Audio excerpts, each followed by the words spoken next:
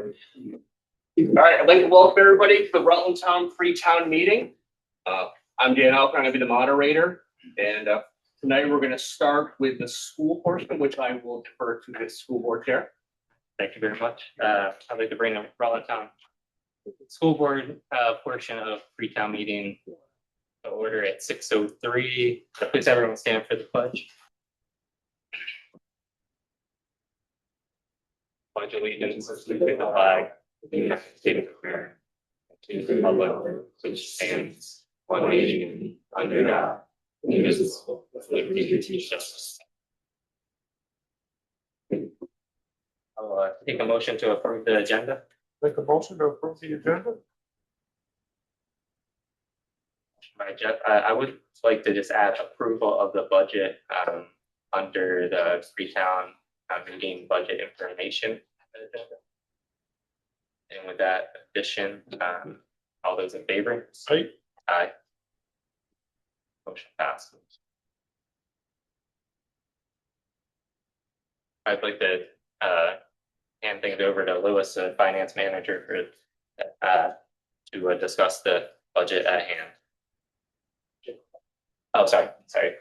General public comment during the portion. Could I just ask, will there be an opportunity to ask questions, please? At Sure. some point? Yeah.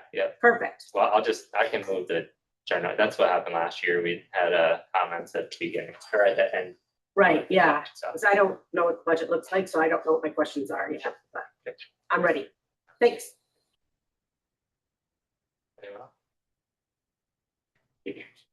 Lewis, take it away. So Chris will be sharing a document, slideshow, and there are some documents over here regarding the budget as far as the tax recalculation, as well as a document regarding the common level appraisal or CLA. So be sure to grab those. They have some information in there. So we're looking at the FY27 proposed budget. Currently, the budget that's being proposed, total expense is up by 1/3%, so less than 1%, which is approximately $40,000. The reason why the budget is up by so little this year is the budget was in really good shape last year, and the board made some decisions last year to do some one-time building repairs to put us in a good place for this budget cycle. So the increases, inflationary increases in contractual wages and benefits for staff are being offset by those savings that we're having this year due to repairs, the one-time repairs that were in the budget for this current fiscal year that are being taken out for next fiscal year. And that was repairs that we had done for the HVAC system, as well as some flooring and asbestos abatement.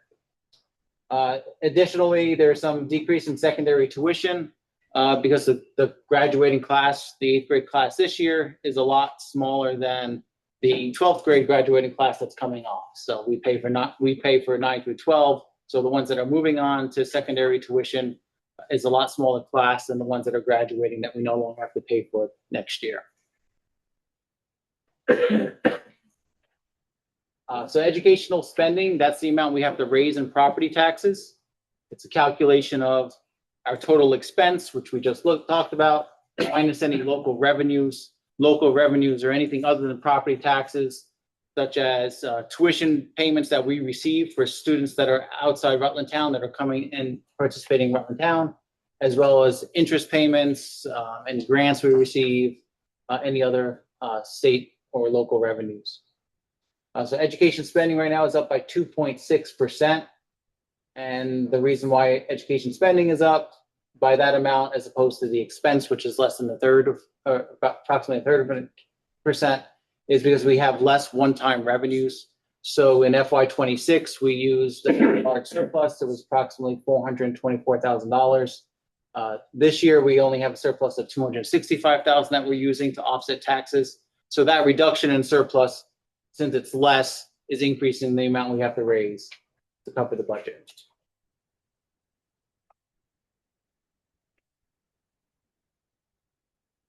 So this slide shows the calculation of the tax rate. There's several steps in the process, some of which we have control over, and then some of which we rely on state data. So the first two lines is really what the board has control over. That's our total expense, which the board approves, and that's what the voters will approve at the ballot. And then education spending, which we just talked about, which is the amount we have to raise in property taxes. After that point, we're really relying on a lot of data that we receive from the state that trickles in starting in December. So long-term weighted ADM, this is a student count that's it's based on a 2-year average of weighted student counts, and it's weighted based on several different factors, including poverty, population density, ELL students, level of instruction, like secondary students are weighted more heavily than elementary students. So we're seeing a slight decrease in our long-term weighted ADM. We then take our education spending and divide it by our ADM to get our spending per pupil. We're looking at a per pupil spending of $14,056, which is a 3.85% increase. The property yield, this is a number that's set by the legislators. We currently are using the tax commissioner's recommendation based on the December 1st letter that he puts out. That number is $8,849, an increase of 2.94%. An increase in the yield decreases tax rates. So our equalized tax rate is $1.58, which is less than 1% increase. We then have a state incentive that was put into place 2 years ago based on a new law that was based on Act 127 and H 850. And that incentive is 14 cents. So we deduct that from our equalized tax rate to get a tax rate of $1.44.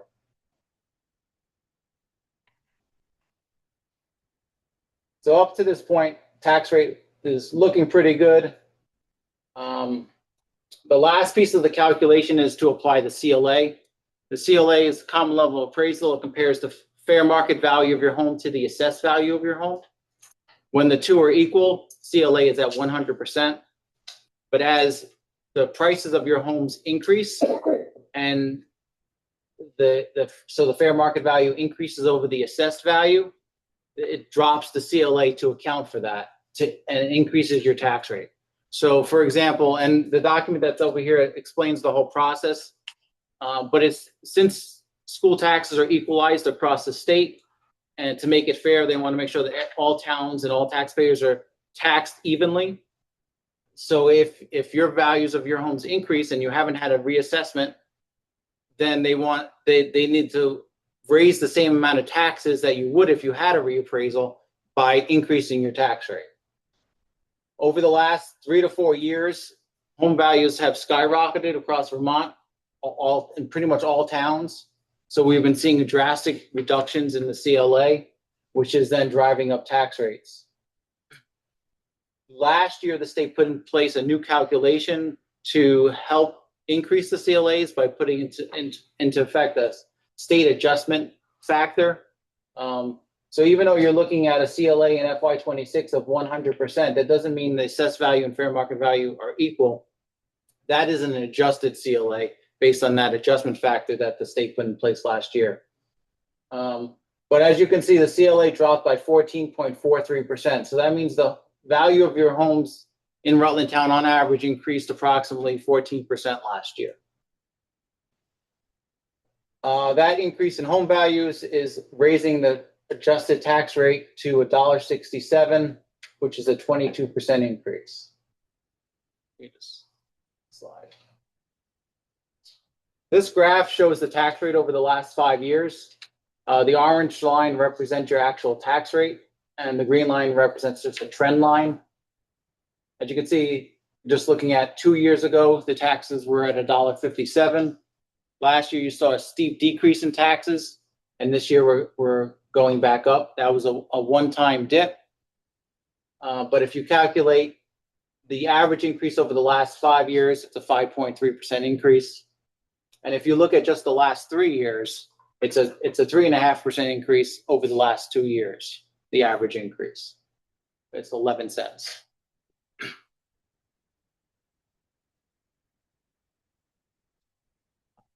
This chart just shows of the taxes that we're raising in the town of Rutland Town if we're, one of the questions I always get at town meeting day is how much are we sending to Montpelier? And that Rutland Town is right on that borderline. Some years we're sending money to Montpelier. Some years we're getting money from Montpelier.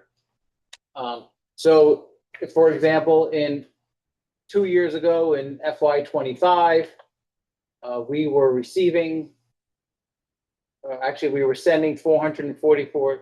Let's see.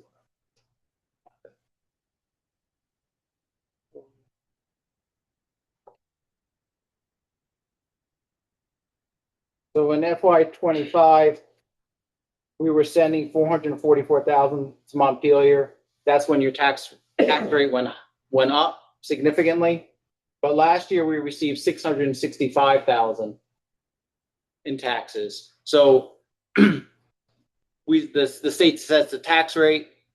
That tax rate is applied to the grand list, and then the town treasurer collects all the taxes. In some years, a portion of those taxes are being sent to Montpelier because it's in excess of what you need to collect for the school.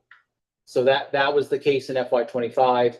But in this current school year, Rutland Town was not collecting enough in taxes, so we're being supplemented with money from the ed fund to the tune of $665,000. FY27's amount is unknown at this point until budgets are final and tax rates are final.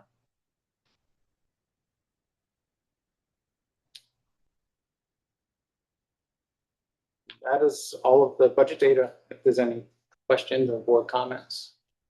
I mean, we've talked about this since October. Yeah, I think, a month ago, we felt extremely comfortable with the budget that we put forth. With the expenses held, pretty tight. And, within everything within, the scope of what we can manage. I got the CLA adjustment piece, and as any taxpayer, like initially I'll just speak for myself as a Rutland Town resident, like my initial response after having talked about the budget for 5 months was like, what the heck, right? But I try to look at it like in a broader scope of over the past 3 years, what was it? 157, 138, 167, blended over that 3 years is a average tax rate of 154, which the average is trending down from what it was even a couple of years ago. Doesn't make the household budget any more comfortable in some respects, but in terms of like what I feel the board supporting a budget that we spent 4 months on within the scope of the calculations that we had, and trying to do my homework as far as like Rutland County and other areas and what their budgets are landing at. We came out of our last meeting still feeling pretty comfortable with that, and not knowing what the CLA may do next year, or if that calculation will go out the window entirely when they implement the whatever, but the formula, foundation formula they're looking to implement. The things happening in Montpelier are largely, if not indefinitely, out of our control. So I encourage you guys to reach out to them. I've been listening to some ed committee meetings and things like that, and I don't think they have a silver bullet for kind of where we're at and what we're facing. But I purely look at the 350 kids within the school and the nearly 550 if you count our secondary students, and look at it in that regard. So I think the school's done a phenomenal job, not only with education but also the social aspect, and also trying to be a real member of the community. So sticker shock for sure.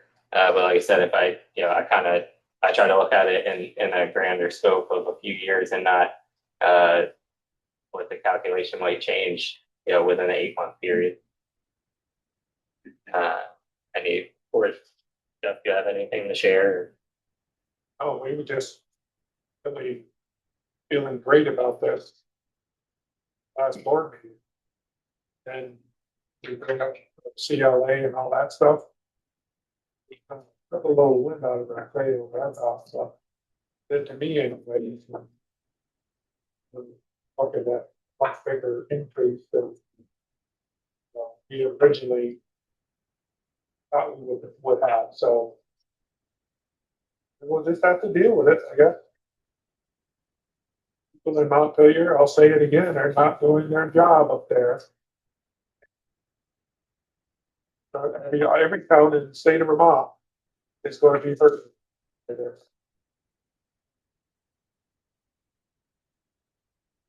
Welcome, sir. I just gave my mention of how we tried to look at it as a board of greater scope of like 3 years versus the initial hit on the CLA that we just witnessed. There were still, on average over 3 years, 154 versus 157 where we were. As far as the chunk of the budget in general, the total expense would be in a fraction of a percent, and still, I think within reason of,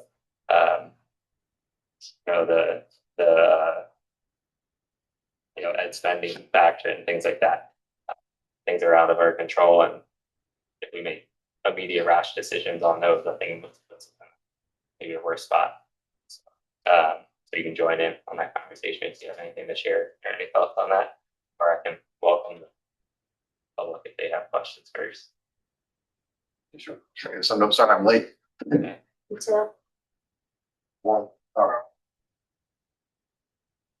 I said before you opened the poll, I said, I guess every year we prepare a budget that we think is appropriate for what the community needs, what our kids need, what our teaching staff needs. I think we did a good job. Year over year, it's essentially the same budget. We didn't add any fluff in. We had some surplus we used in the right spaces to make sure we're keeping up with the capital appreciations of the building. They changed the CLA formula last year, which helped us with the tune of 11% decrease in taxes. And this year, dropping off, whether it was 2020 or 2021, the average of our CLA dropped 14%. And it's used against us.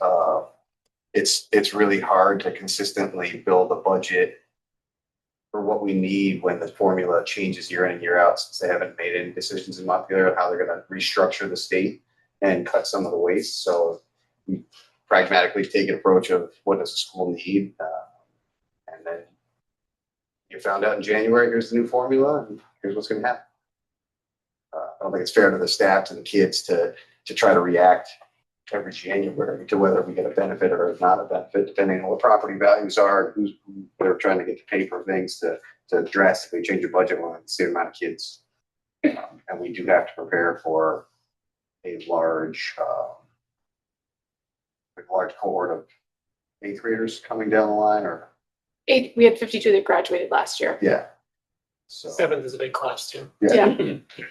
So we're gonna have a fair amount of kids we're tuitioning in from high school to the next 4 or 5 years. So I think we always consistently look at student numbers and try to protect the future. And the good news is we have a pretty steady student population.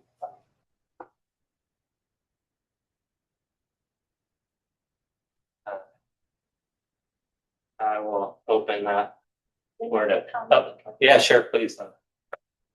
I just concerned about, I just want to make sure we keep up the quality of our school. And because that impacts the quality of our town, it's one of they go together. People will come here, people have come here because of the quality of life here in Rutland Town, services we have, and the school we have, it attracts families. So I just concerned, for 1 year, I do want to make sure we keep up the quality. And our job as a school board is to meet needs of students first and be fiscally responsible, which is what we were doing so well until, what was it, January 1st? What's today?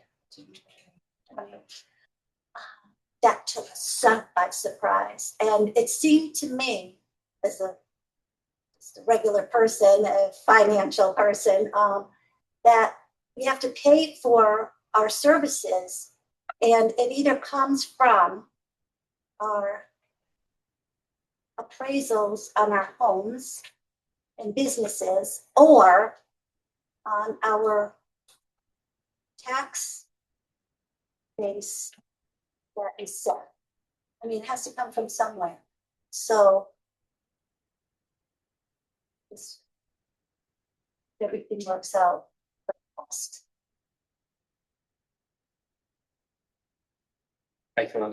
Questions? Questions? Concern? I do, Sure. of course. I only have three, well, it's not that bad. Do you happen to know how many tuition students we have coming into the school? Not the secondary ed students, but the students that are from other towns that are coming in. I know in the past year, we had a fair number, and I think a lot of them actually graduated, but I was just curious to know if you had that number, We budgeted for 6, but we have 7. 6 or 7. We budgeted for 6 students for next year. Okay, We currently have 7. okay, perfect, thank you. And then, you talked about like, using the surplus right now, like 265,000, I think is the one you quoted, Louis. Yeah. So, if budgets happen and, there ends up being a surplus after that, like, last year there was quite a big surplus, and this year we have no idea, right, until all the amounts are paid. Is there a plan to put some more of that surplus towards that, or is it too late, or is that a decision that the board will look at that time? So there's a 2-year lag on the surplus. So the surplus that we're using in FY 27's budget is the FY 25 surplus, which is the year that ended on June 30th, 2025. Okay, So the surplus, if there's a surplus for this year, it will be used in FY 28's budget. perfect, okay, thank you. And then my last question is, in the budget, was there any reduction in force or reduction in force, or are there staff that's like leaving, retiring, and replacing of that staff members in that? Because I didn't hear that at your presentation, so I was just curious. Do you want to answer? There's no reductions in force in this budget.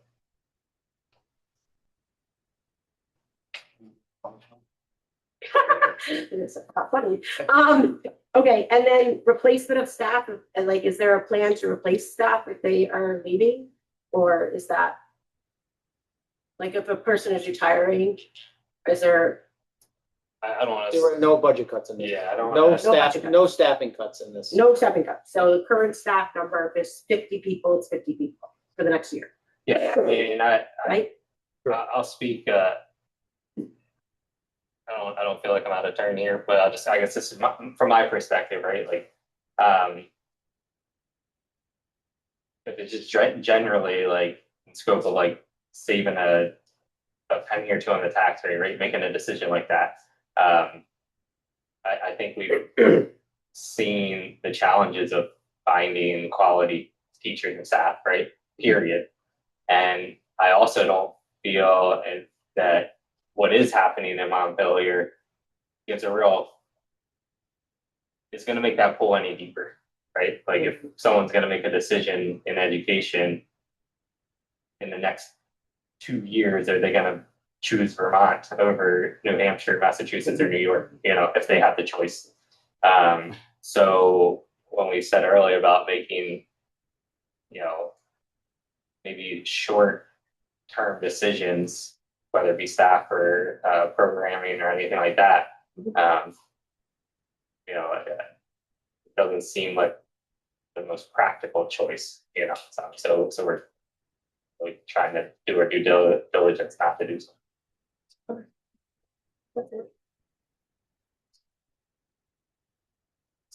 All right, anything else?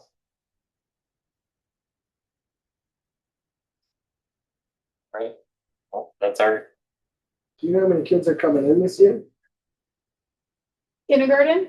Yeah, we have 30 on the list already. Six. Yeah. Always one. No, that's today. It can always change. We usually get about 5 over the summer, but that number can change. We've gotten 11 registered one summer, so. and we're graduating class of 2027, I think. Yeah, we have a pretty good cohort. Yeah. Well, I mean, so our 8th grade class is 20, rough, or is it? 27. Oh, it is 27. I thought it was less than that. A lot of girls in that. I know 7 boys, so it must be an abundance of girls. So, so, you know, what's coming up is should bolster our student population too. Excellent. All right, well, I appreciate your guys' time and hearing us out aspect. So then, just looking for approval. I'll take a motion to approve the budget as considered. So move. Any I'm discussion? gonna say it out loud. The amounts on. That's in your fifth one, too. Oh, sorry.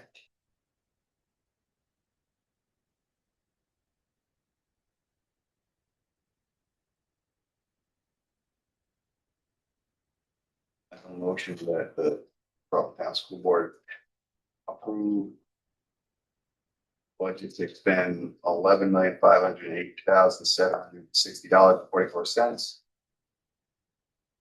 Estimates result in per pupil education spending $14,056. Any discussion? All those in favor? Aye. Passes, thank you. And now I would look for approval of the warning.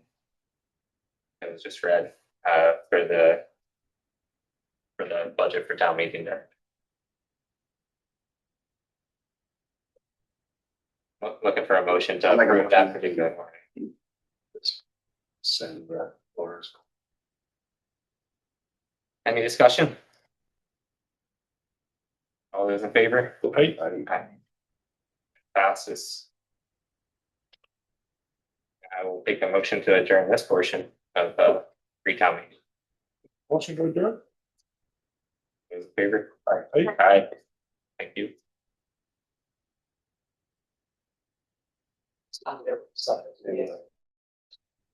That concludes the school portion, and we'll move to the town portion.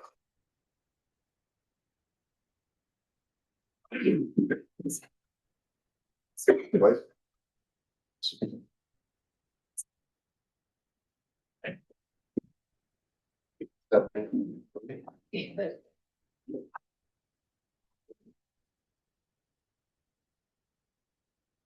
I think I definitely rhyme, so absolutely. Miles an hour. You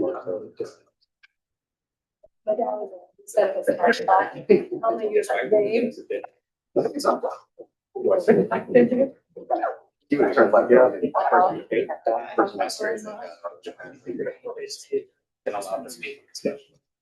A lot of cars here.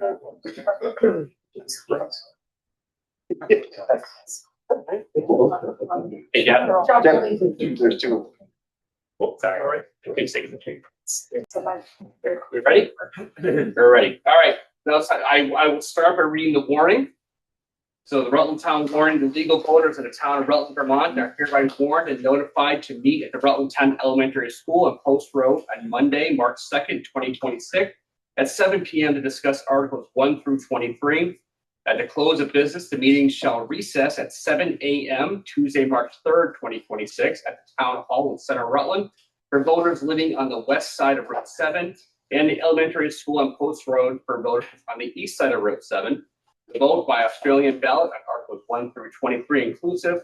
Polls will close at 7 p.m. on March 3rd, 2026.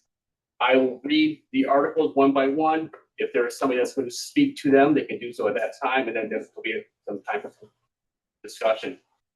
So Article 1, shall the voters authorize the select board to approve $1,433,718 and no dollars for use towards the operating of the general fund budget to be offset by anticipated income and local option tax receipts from the state of Vermont, the remainder of which, if any, to be raised by taxes. Right, thank you very much, Mr. Moderator. Folks, if you would take out a couple of the papers. My name is Mary Ashcroft. I'm chairing the select board.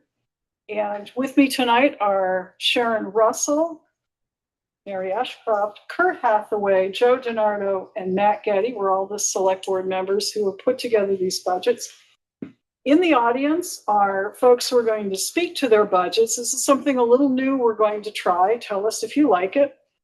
They already have told us they don't like it, but we're going to do it anyway. We're going to have the department heads speak to their own budgets, okay? As much as they are comfortable doing so, or in some cases, even if they're not comfortable doing so, we would like them to talk through their budget and let you know who they are. Our process started in November with subcommittees of our select board meeting with our departments, coming up with the budget proposals, looking at what we spent last year, you know, the usual budget process. And then we have put together these budgets and then run them on a budget meeting in December through the select board. And the set of budgets you're seeing have been approved by the select board for recommendation to you for vote. This is your opportunity to ask questions, and we can do them one at a time. Well, let's start with the shocking sheet. Okay, this is the summary sheet, which has the proposed spending and the proposed income, and it has the anticipated increase if you approve these budgets in spending, and then offset by our anticipated revenues. So yes, income expenditures that we are proposing across all of our town budgets, general, highway, police, fire, and rec, will be up 14.56%. That's a lot. However, so will revenues be up by 7.41. So the actual increase in what we're spending over revenues is about 7.5% higher than in past years. And I expect that you will want to have more details on that. Okay, a couple of things to keep in mind, and this goes across all budgets. The cost of living increase, Social Security, is 2.8% projected beginning January 1st. We looked at that as a board and we decided to increase what we pay our town employees by 3% across the board, slightly higher than COLA. In a couple of cases, and we'll touch on those in different budgets, we have increased a couple of key folks and folks who haven't had their income adjusted. We've increased them by more than 3%, and we'll hit those in the budgets, and we'll tell you the reasons why. Of course, as you increase spending on salaries, you increase spending on FICA, Social Security withholding, and all of the other things, including that child care payroll tax, which just popped up last year and which we now have to contribute as a town.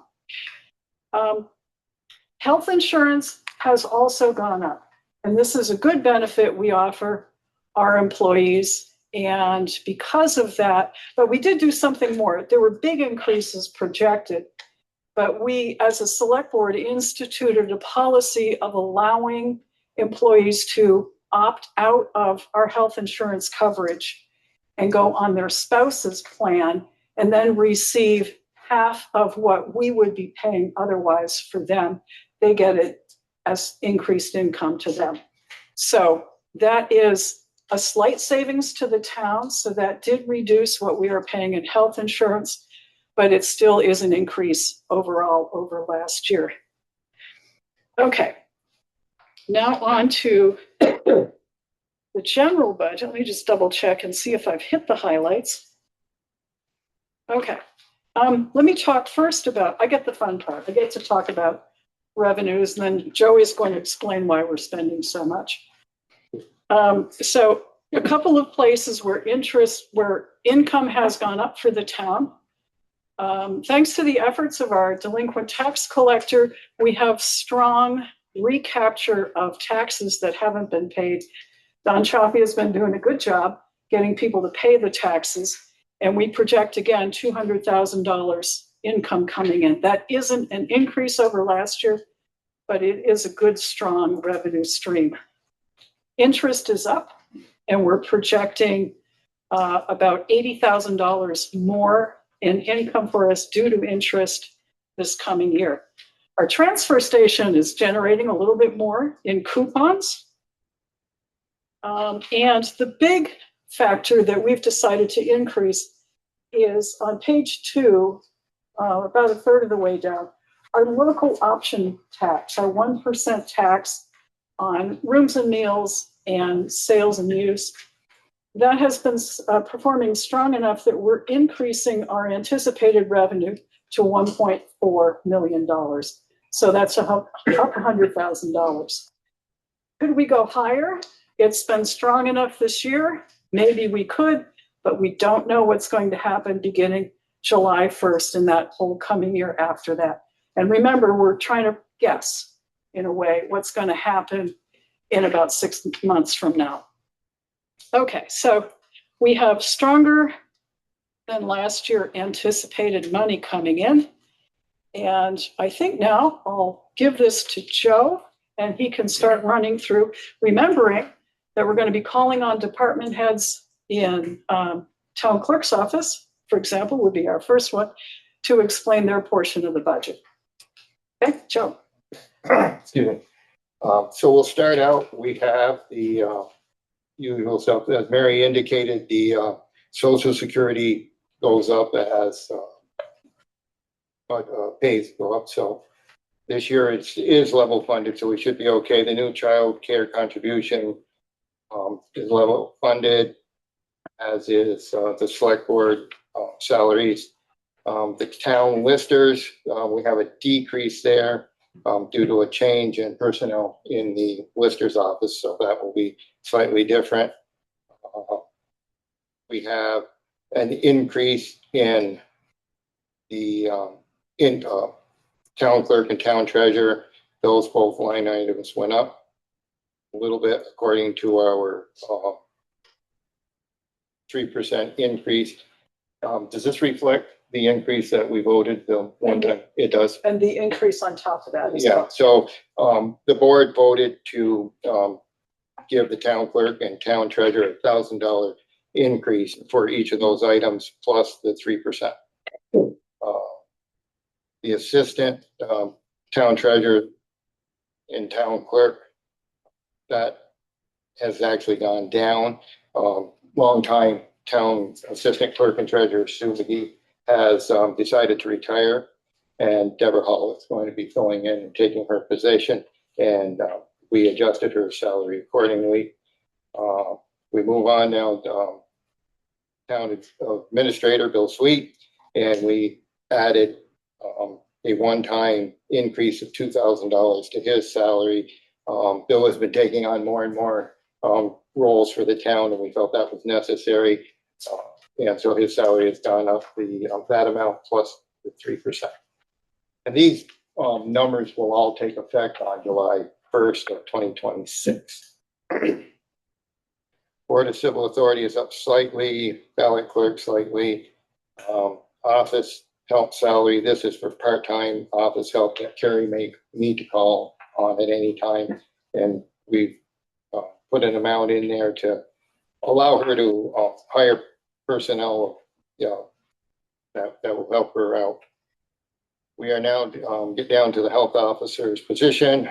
That's down slightly on a number of consultants and his salary. Supplies are level funded. And if he's not here, so if he wanted to speak to his own, we could. This actually is Mike Delahanty is the first constable, excuse me.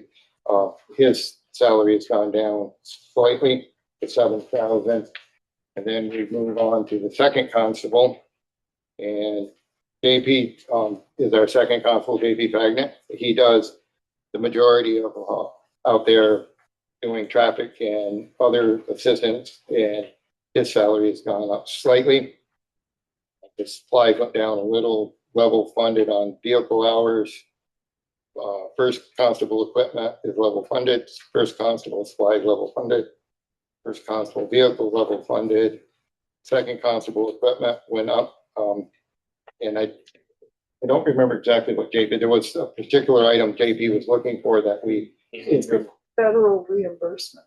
Was it no, it needs like bar for. Light bar, that was it, the electronics on his vehicle, this is the second vehicle they've been on, and they're starting to show some age. So, we were moving on with that. We get down now into the town office, portion of the expenses, postage, up a little bit, the printing of the town report, town hall supplies, recording supplies, microfilming. Most of these are just slight increases, nothing too substantial. Then we have the election supplies are up a little bit. We will be having 3 elections, I believe, this year. There'll be two in primary, 1 in November, and then our normal March. So we added a little bit for those. The street lights is the electricity for those. And we are at that point. So that's the first portion. Any questions on that? We're down to where we are. Yeah. But, Joe. okay, go You ahead. guys all ready for my 10 questions? Well, yeah. Um, Well, you notice we have an official moderator now.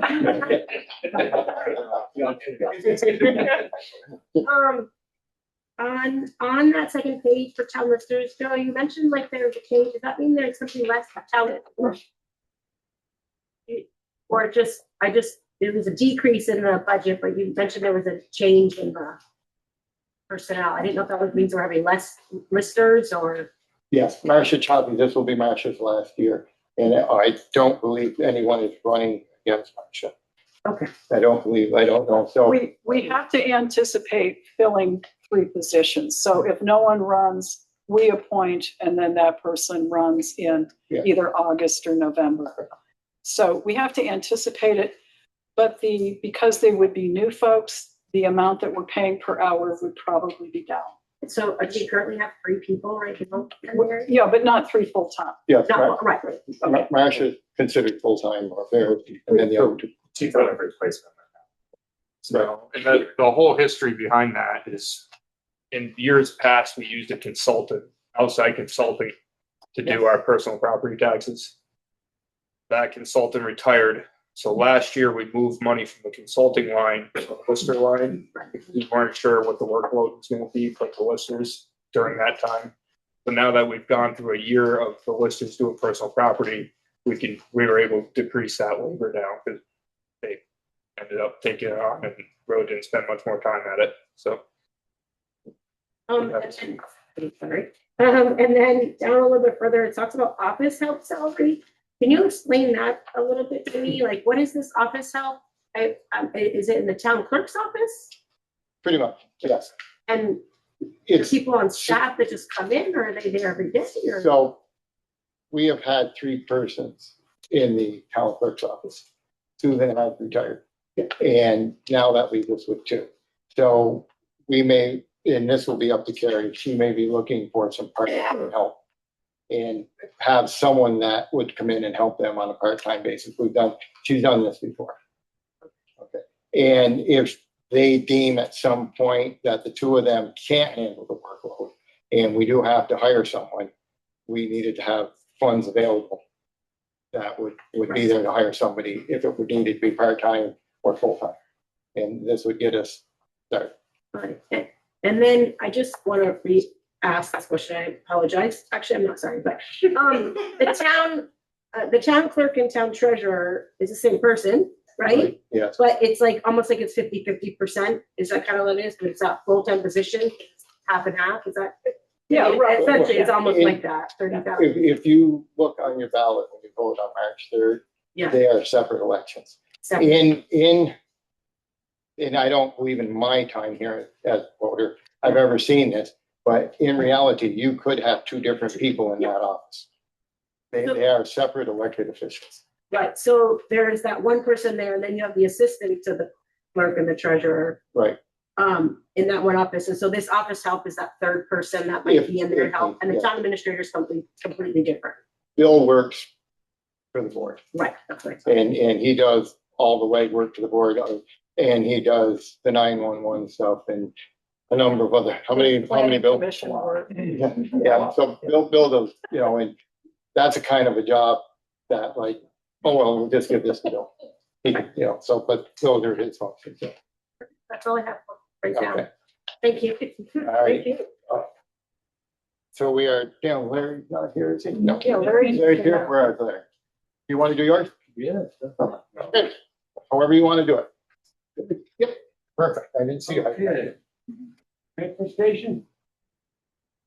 There are a couple changes there, but not a whole lot. My biggest one would be the engineering. And that is on line 035192. You can see this year I was charged $16,000. Okay. That's for the old landfill. If you go down there on that, right across from the town highway, you'll see these white pipes coming out. Those are well mounted pipes. So the state has added more tests to it. We haven't found anything that's out of the ordinary or anything like that. It's still the same, but the price keeps going up and up and up. So I was told that this year wouldn't be that bad to budget 10,000. So that's what I did. The next one here, hazardous waste removal. I kept that the same, but starting in 26, they tell me the state's going to start kicking in the money for the hazardous waste days. So that's another one we'll have to wait and see if it happens.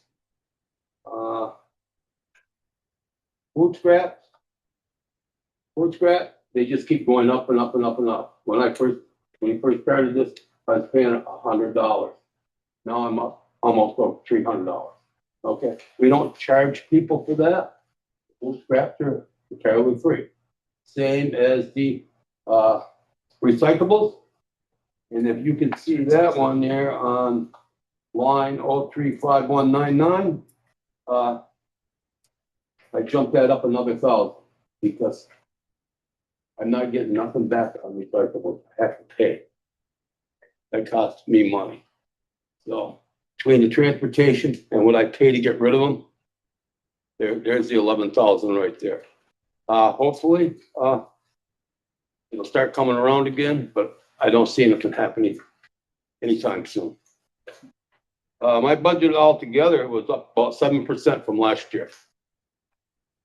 Are there any questions about any of those line items? It's very simple, basic. I'm held hostage. Yes. I'll probably mention the increase in the coupon purchases. Okay. That was on page 1. Yeah. Coupons that you're buying right now are $50, $3 a bag. Starting July 1st, we're going to $80, $4 a bag. Yeah, it's got it right here. There's a couple other changes in here for July 1st. So pickup trucks going in the CD. Small pickup trucks, I went from $25 to $30. I went up $5 more. Okay, I'm just really breaking right there. The larger trucks with no rack or anything like that is $35. I went up 35 now. I went up to 40. 5-gallon pails that aren't recyclable or contaminated, I'll be charging $1 a piece to take those in. Start July 1st. Wood pallets. I'm already started to charge people for $3 a piece to bring those in. It got to get rid of these things big time. So. I'm there. So, oops, I heard. Is there any questions on that transfer station I can answer or try to? Yeah, thank you. Thank you. So we are on item 35201, town hall electricity. Down slightly. And that may be a factor that the police department has moved to their new facility, so the usage is a little less because they're not there as much, so a little less usage there. Fuel oil is down a little. Phone and internet are pretty much level funded. Highway, town hall maintenance is the same. Town hall cemetery maintenance is the same. Professional services is up just slightly, and we anticipate any needs there. The attorneys general, general attorney stuff is down a little. Tax appeal attorneys are still level funded for retirement. Stormwater is level funded. And we get into the clerk and treasurer training, and we increased that a little bit. Carrie wanted to do some new stuff and take some different classes, and I'm pretty sure Deb will be doing those along with her, so that's what that's for. The mileages and that stuff are all pretty much, we did add an amount in for the second constable of $1,000 for mileage. And then other mileage is, level funded, administrative mileage. And then we get down to the health officer, and his mileage is there. General insurance has gone down 10,000. And I'm not sure why, we won't ask questions. The health insurance is down slightly, and that has to do with, like we mentioned, there's an increase, but we did offer the buyout to employees if they so desired. Our new equipment is down slightly.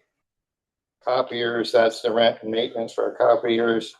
Advertising's pretty level funded. And then we get down to the planning commission. Remember? Yeah. Your turn.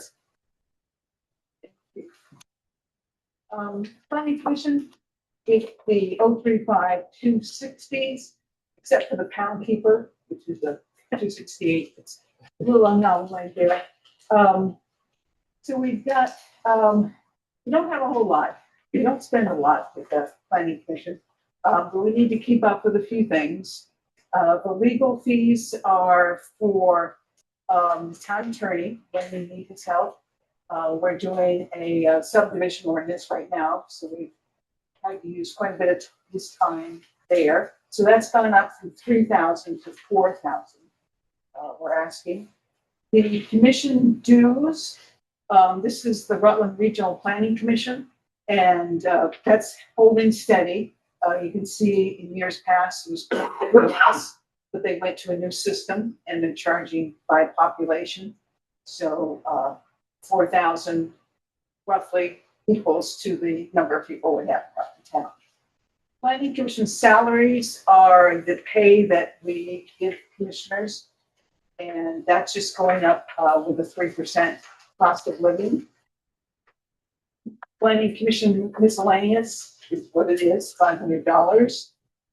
Advertising is for the hearing, putting notices in the newspaper. That's level funded as well. And then we have a little bit in there, $500 for consulting fees that we use off and on. Sometimes, last time we used consultant was when we were doing the stormwater ordinance for the Moonbrook watershed, and we got somebody up in Rutland to help us with that. So yeah, that's the planning commission. Question? Permits and stuff go through the planning commission? What does that go for? Money for the permits, the money you pay for permits? Well, the permits in general. I have an issue on next to my property. You also just drive up there and see how pretty it looks. It's a metal building and solar panels that are right next to my house. And nothing in this town can do it. Anybody, it can happen to anybody in this town, and nothing can be done about it. That's a big problem you guys need to work on. Because you go by my house and see the ugliness that's sitting there. Right next to a house is terrible. And it's like, if it was next to your house, I bet you could be doing something about it, so that's all I'm going to say. I hear you, if the issue of zoning comes up periodically, there are strong feelings both ways on zoning, so. And zoning would allow, you know, one thing you could do zoning is like a setback from property lines. You know, no construction, no design, 50 feet from the property line, 100 feet. But we don't have zoning. Something that needs to be worked on. It's awful.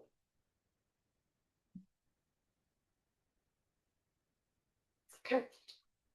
So I had a question about something that you went over before winter planning. Can I ask now or should I wait? Just better do it now. All right, perfect. The second constable mileage. Like, is that like if he's going to, like a training? What is that mileage? I'm not quite clear what that means. He's used that for, closing the gates at Northwood at nighttime. Okay, perfect. It has to do with how the state police dispatching system works on. So he's using the mileage when he's not on duty with the state police, but he's driving. So like when he goes to close the gate, Yeah. and I think if he maybe goes down to the courthouse for court date or something like that, he's been using the mileage. It has to do with how the system tracks. Okay, perfect. Thanks. I just wanted clarification. Thank you. All right, so we are on to Pound Keeper. I'm not sure if Pound Keeper, if that is still Paul Williams. I think it was. I think it was. Yep, that's, and we always budget $100 in there for whatever needs. Most of the next items, starting with the BLCT dues, are fairly level funded, slight increases, a little bit. The fireworks for 4th of July, as everyone knows, this year is the 250th anniversary of the country. Everybody's going to want fireworks around 4th of July. And we anticipate that to get North Star to do fireworks, there's going to be a premium. So we have not been in touch with them yet, but we, and actually this is for, now it would be, since this starts July 1st, we don't know what they're going to bill us and when we're going to do. So we just put that in as an anticipation of an increase. Townwide celebration, level funded, everything's level funded. We get down to the county tax and that went down slightly. Tax collector salary, that's no issue. Marriage license, and I believe some of these, Carrie, if you want to speak. I mean, I'm not sure what that number represents. Is that just printings or filings? So the marriage and the dog, we have to pay the state a portion of each of those that come through our office. So it's kind of a guessing game, but you look back at our actual numbers and kind of go from there. But the dogs have been decreasing every year. We're getting less and less, but people still own these dogs. So the amount of money that we send to the state isn't the same as years past. And you never know who's going to come through the door for a marriage license. You just kind of guess on those two things. So to follow up with that, Carrie, if I may, this amount, this actual amount in 24-25, you're saying for those marriage and dog licenses, that's what we're paying the state for our licenses? Yes, we have to. And is there, like, I don't know, I can't remember now what it is, but so like, say it's like, you know, $100 for a license and you just send $50 to the state and then the town gets the other 50 That's or right. That's exactly, something like that? But different numbers. But yes, the town keeps a portion, a small portion. State gets a larger portion. Oh, yeah, I saw it in the income, in Yeah. your revenue, right, or Right. income? Right, yeah, okay, perfect, thanks. Our cost of NIMRIC is up slightly. Property maps level funded. The web surface and software, that took a significant jump. Bill, that you're in? We have a lot more software that we are using, and licenses are more. There more people using them, so it's just a function of users times licenses times costs. And then we get into emergency management. The emergency management, so we put in some money for equipment. Emergency manager, generator, maintenance, that's the upkeep and maintenance on all the generators that are in town. The monies for the senior get-togethers and stuff have been moved out of the general budget into my bros budget. And appraisal update is nothing there. This was contribution to the circle is the same. And the reappraisal expenses is at 18,500. Marcia, I'm not sure why Marcia went up on that one, why she asked for that additional. Okay, I don't think she was here, we had it. I think we're anticipating, well, we know the state has told us to reappraise. Marcia and the listers did put out a request for proposals to conduct reappraisal and got absolutely no company to bid on it. And in part because we have an older system, we have the NEMRIC system instead of the newer Patriot system, which the appraisal companies are used to. So at some point, and we're not required to reappraise until 2029. And I think that's been slid even further. Maybe into 30 or 31. Yeah, I think it's been slid for a couple more years. Every town in Vermont practically is, well, you saw the figures from the school board, is going to be required to reappraise fairly soon because everything is out of whack. So we're anticipating it's going to hit us. We're putting some money aside. Sure. I think that comes from, there's a reappraisal income. Yeah. Right. That money gets moved to a separate account. That was it. And we never accounted for the expense. Okay, that's The right. expense moving out of general budget. Right. So every year, It's not an expense, it's zero. Right. Yeah. So every year the town gets some money toward reappraisal. And in the general budget, when you have an income side, you need to have an expense side. And we realized that we never put an expense side, and that money is moved into an account for reappraisal.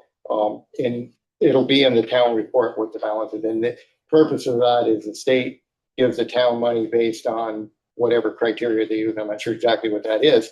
And that allows us to put money aside to hire a firm. And I do believe with the reappraisal, what Marcia said, is there are a limited number of people of firms within the state that the state will allow to do reappraisal. So you can't just pick. And so these firms have to do the whole state, and they want everybody done, but there's only certain, you can only do so much at once. And so that's it. The state has really created a situation that is almost unfixable. And I think we get penalized on the other end, but hopefully we do everything equally. The last page of our expenses is the Lister education, and that went up slightly. The next item is bank charges. And what this actually is for is if the town had to borrow money, there would be an amount set in there. We do not borrow money in anticipation of taxes like we used to, so there is no bank charge. Administrator training is a new item, and this will allow Bill to learn more things so he can get more jobs. We can give him more stuff. The last few items are new in the last few years, and these are the public safety building expenses.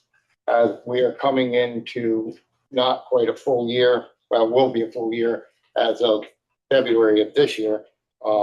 These are amounts that we basically took a guess at. And as time goes by, these will become, with use of the building, more finalized, and we'll have a better idea. But the electricity in the building is for a full year, where last year it was only a partial year. So we're looking at a 12-month versus probably a 5-month section, 5 to 7 month section. So, and we come up with a total expenses of $1,433,718. That, given the income on the first page and a half, and you minus the expenses, we come out with 445,332, which would be anticipated over what the actual expenses of the general budget are. We do not try to make this zero out because in the event that the anticipated incomes don't meet their goals that we set, for whatever reason, we don't want to come out without enough money to run the general budget, and that would not, then we'd start looking for money. So that's the general budget. Thank you. Article 2. Shall the voters authorize the select board to raise by taxes an amount not to exceed $763,786 and no dollars for use for the operation of the police fund budget? Okay, we have our police chief and deputy chief here. So we have the budget and they will walk through both revenues and expenditures. Good evening. Social Security went up slightly. Social Security went up. Police chief salary, 3% raise. All of our. The next one is outside detail. We're not doing that anymore. Deputy chief salary, you'll see, went down from 81 to 10. That's because I am retiring this year. I will go away. Deputy Chief Washington will become the chief. So in looking forward, we need some money in that line to promote somebody else, and give Deputy Chief Washington time to try out different officers to see if they want to be sergeants or whatever he wants to do with the department at that point in time. It's just a little foresight. That's why we did that. First officer, we increased all this officers' positions to 70,000. Level 3 certified, that means there's 3 different categories: level 1, level 2, level 2E, and level 3. And level 3 is they can soup to nuts. They can do all the criminal investigation after felonies, misdemeanors, whatever happens to come along. We can do that. Overtime, we kept it at 20. Child care contribution. Lynette, our administrative secretary, who keeps track of everything we do. She's she's a part-time dispatcher. She's our record keeper. She helps keep us on line with NCIC, National Crime Information Center, Vermont, BCIC. We have to write policies. She keeps track of all this stuff. She keeps everything organized because I'm not that organized. And but yeah, that's it. She does a lot of things there, so she's very necessary. Communications and contracts. We added the language contracts because we have basically 5. I can't remember them all. We have Taser. We have WatchGuard. Taser is our tasers. WatchGuard is our cameras here and cameras in the cruiser. We have to keep track of that stuff. We got APHIS machine, and we got 2 contracts with our printers and copiers, and they're set. So I mean, we have to have this money for the contracts basically. Supplies and uniform costs almost probably $2,000 or $3,000 to outfit a new person with uniforms for the job. Equipment and contracts, same thing here. We have I can't remember all what we have, but anyways, field maintenance kept the same. Training, 11,000. Health insurance went up slightly. Municipal retirement went up slightly. We went from, there's the Group C retirement and they have Group D. Group D retirement is for law enforcement, EMS, and firemen, full-time firemen. So therefore, if you're in one of those fields, it's 20 now. You can do your 20 years and start collecting your retirement at that point in time. And the town allowed us to go to that. That's where we're at there. K9 we kept at 4,000. Total expenses, 826. Then we got the subtotal and net total, 763, 756. Don't have a thing in there what that percentage increase. Do you have any questions besides that? Are we hoping to get a 4th officer? Yes, let me talk a little about. So I'm going to retire. We've already at the board allowed us to put in police academy and online. town, to hire my position starting around April. So yeah, we're right, that's what that's for. Okay. And then the increase in health insurance, I'm assuming, because if you're adding an officer, that's an added benefit, not just the regular You have increase. to of the plan insurance, for the but- family plan, which is almost $30,000 a year. Oh, yeah. So that's what you do. And it may be a single person, maybe a two person. And we'll- You have to budget. Yep. Right. Thank you. The one thing at. Yes. The income side. Okay, the income side, the SRO school resource officer, it's 61,520. The school pays us for that position. The settlement funds are, if you remember COVID and we had the homeless shelter down at the 14 Inn, we used to really love that place, being facetious. And they were basically caused us a lot of problems. So at this point in time, town got a hold of them, they're at 250, and they were able to get them to give us money to help control that area in particular. And this is the funds that we have left over at this point in time. We've used the funds so far to buy countless hours of time down there, patrolling the Green Mountain Plaza and the southern all together. And then also they purchased so far 2 cruisers for us. So, okay, thank you, the select board and all you folks sticking up for us. Thanks for letting us get a new police station. It's absolutely fantastic. We have 2 interview rooms, one for bad guys, one for good people.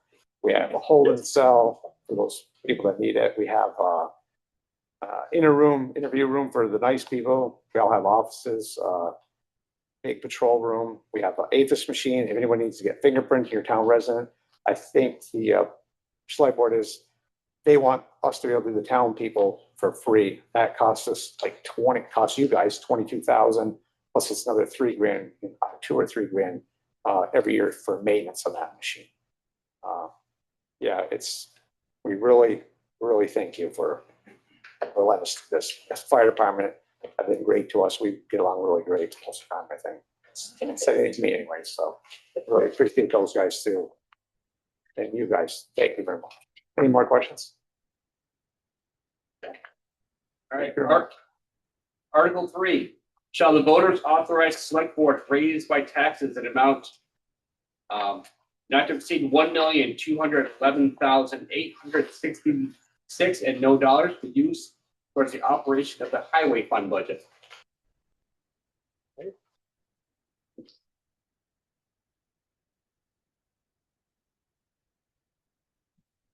All right, start at the top, I guess, with the revenues. Vermont state aid, the state pays us for our road miles, 58 road miles, and they pay us a percentage. The 120,000 is just half the number because it goes up and it goes down, and it is what it is. The next one down is state grants. Put an asterisk next to this one because we'll get to that in a second. It's $200,000 grant that we got from the state for a structures grant for the culvert on Stratton Road, just as you leave the town down in the dip. It's coming apart. So that is our revenue. As we start down the list, winter de-icer, I raised that $5,000. It's been $130 for a while. And we went over last year, over this year. And salt's going to be anticipating over $100 a ton this coming year.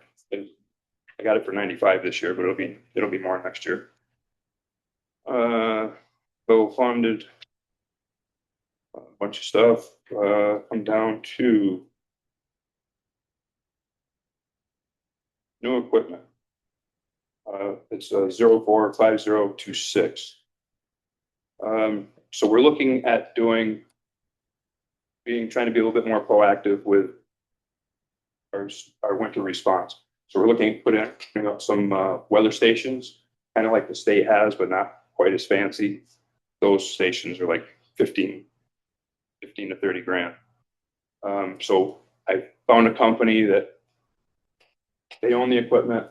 It's $3,200 per unit per year for a lease. If anything goes wrong with it, they fix it, they send it back.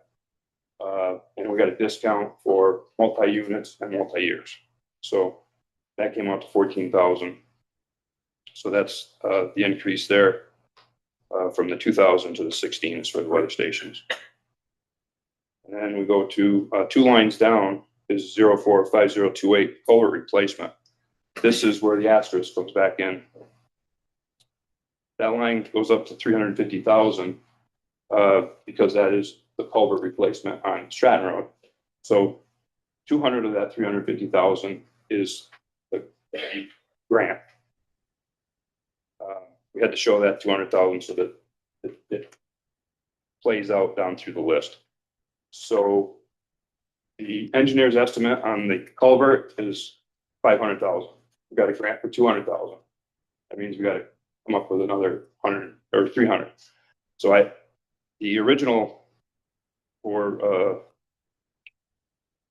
budgeted amount was 70,000 the past couple of years. So I added another 80 to that to give us that 150. We still, the select board at some point is going to have to come up with the other 150 or hopefully less. Not us personally. Well, we've talked about that.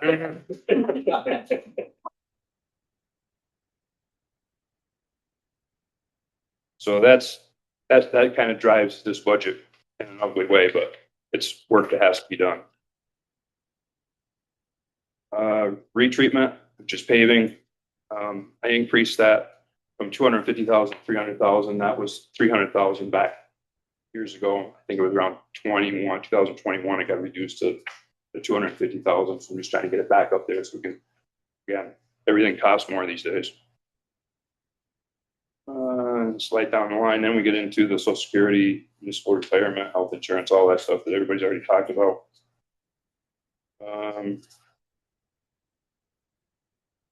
Salaries, again.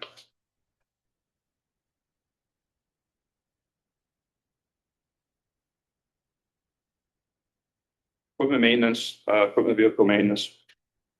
Raise that 5,000. We're doing a lot of our own maintenance in-house now. Whatever brake jobs, we're not doing tire strip, we can't do that, but anything that we can do, we're doing in-house. So we just need a little bit more cash for that.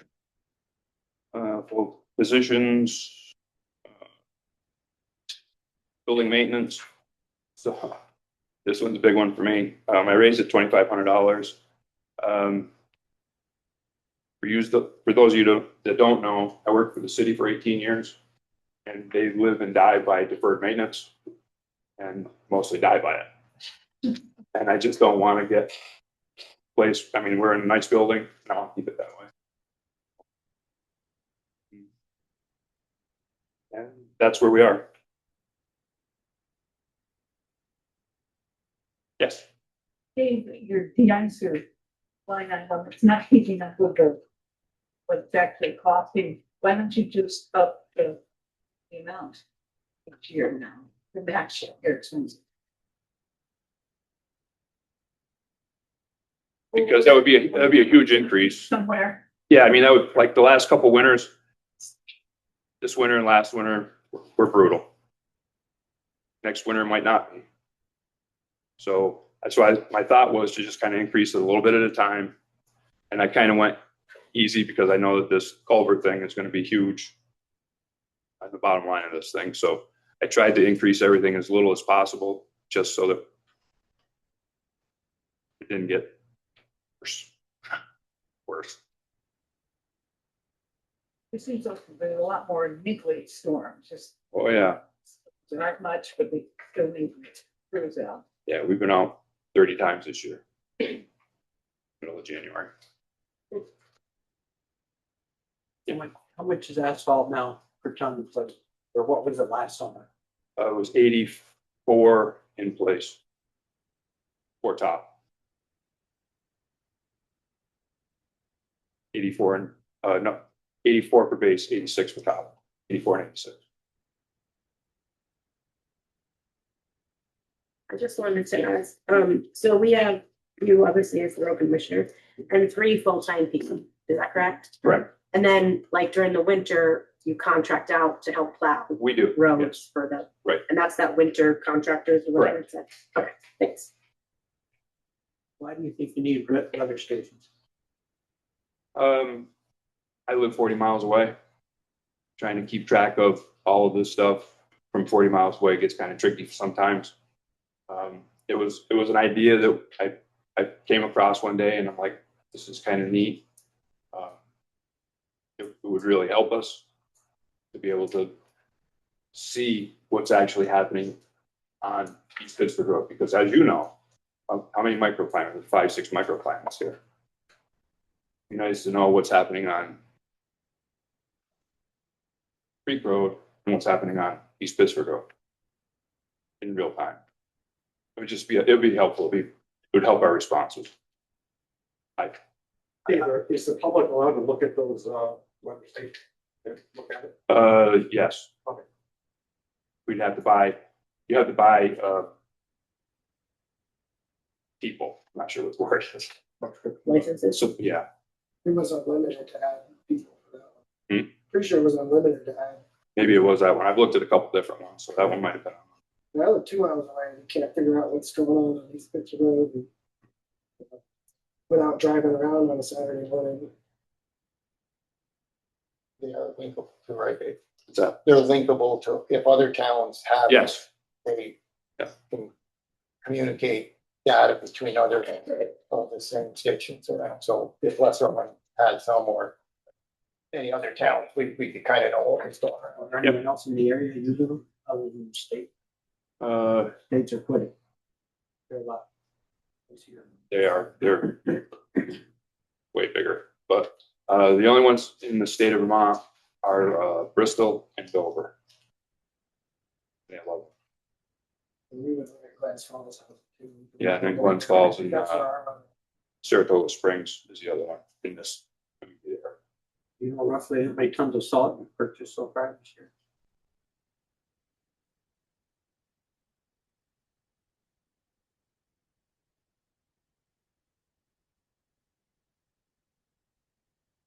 I'm gonna say probably 800 to 900.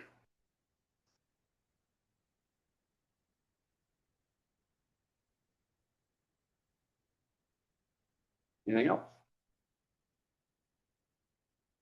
Thank you. Okay, thank you. We don't Okay. ballot items or. What's that? We'll go through. I know there's one on here for the loader, but I think Dave's sticking around for that one too. Just one note I wanted to make at the end of Dave's budget, the amount to be raised by taxes, $1,211,866. And those numbers for the grants were added in and then deducted, so that we come up with the net amount to be raised by taxes. Just 1 year I missed that. Oh, another question. Do you have any plans for that? For that $7,500 for building maintenance? No, nothing Specific, planned. No. nothing specific. No. Nothing's falling apart that bad yet. Huh? Nothing's falling apart that bad yet. Article 4, shall the voters authorize the select board to raise by taxes an amount not to exceed $266,444, no cents, for the use towards operating of the fire fund budget.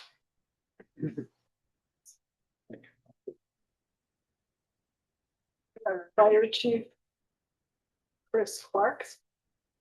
By the way, I voted no for this, got our own vote. This year I tried to keep our budget pretty close to what it was last year. I think it went up like 1.4%, 1.5%. Everything pretty much stayed the same, except for if you look at like administrative salaries or regular salaries. That's two different things. Regular salaries is whenever we go to a fire call, you get points. Administrative salaries is if one of us does something that's not a fire call, like we have to do all the paperwork and stuff like that. You get a time card put in for that. This is for one building now. We're just doing Center Rutland Station because the the new station, Joey talked about in the other budget, since it's shared, combined with the police department, we're splitting that with the other budget. So anyway, everything else pretty much stayed the same. A couple things went down.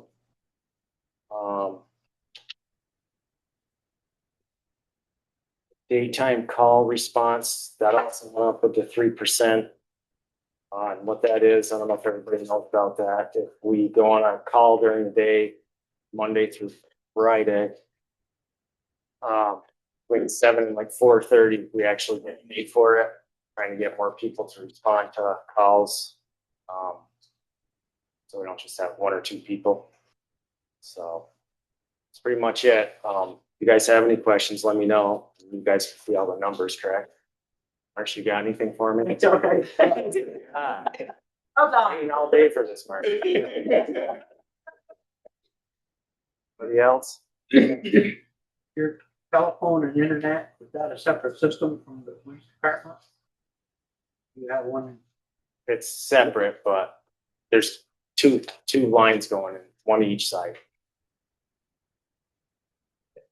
It's a whole interconnected system now. You can call the town clerk's office and you can be connected to any department in town through the town clerks.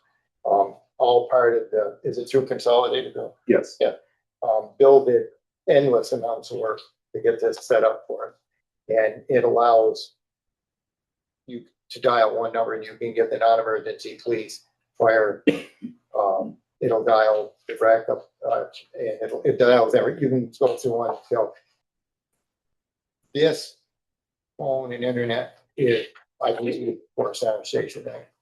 It is. Yes, it's because the other station's all part of the municipal building. The numbers I gave you from the general. So everything that has to do that is shared at new municipal building is shown in the general budget because there's no way to split it between police and fire. So we just took it over as a general expense to the town. So the utilities on this page are pretty much just for center station. And the maintenance is for center station.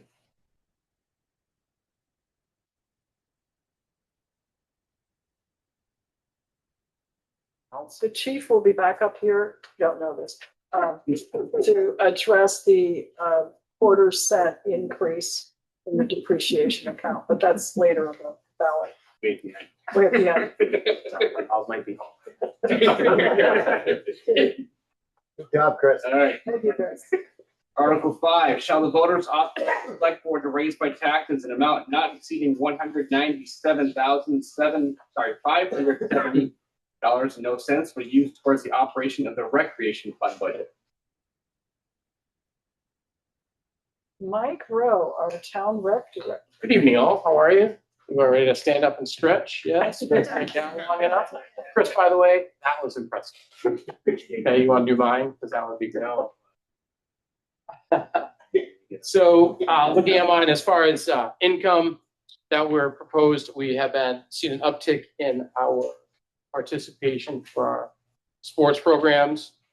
Also this year, we are increasing the fees to the pool for non-residents. Residents will stay the same. So we're increasing that to be on par with the local area. Okay, so that will increase as well. So that's where our generator is looking at 35 grand as an increase.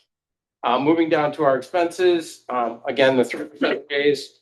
Our pool, we also relabeled some of these categories.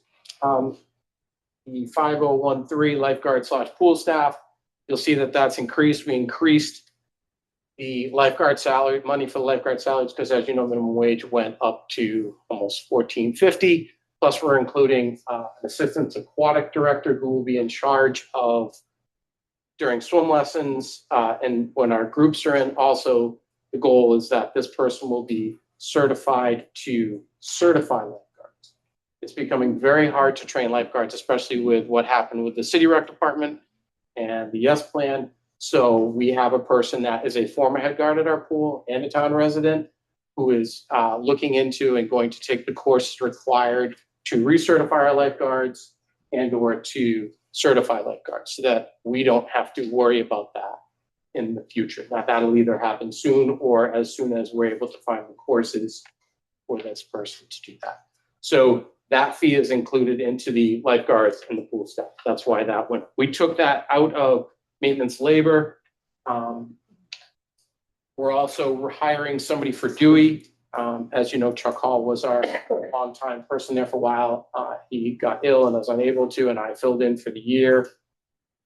And now we will have somebody that will take that job on with a step salary and what have you for doing the work that people have done in the past over at Dewey.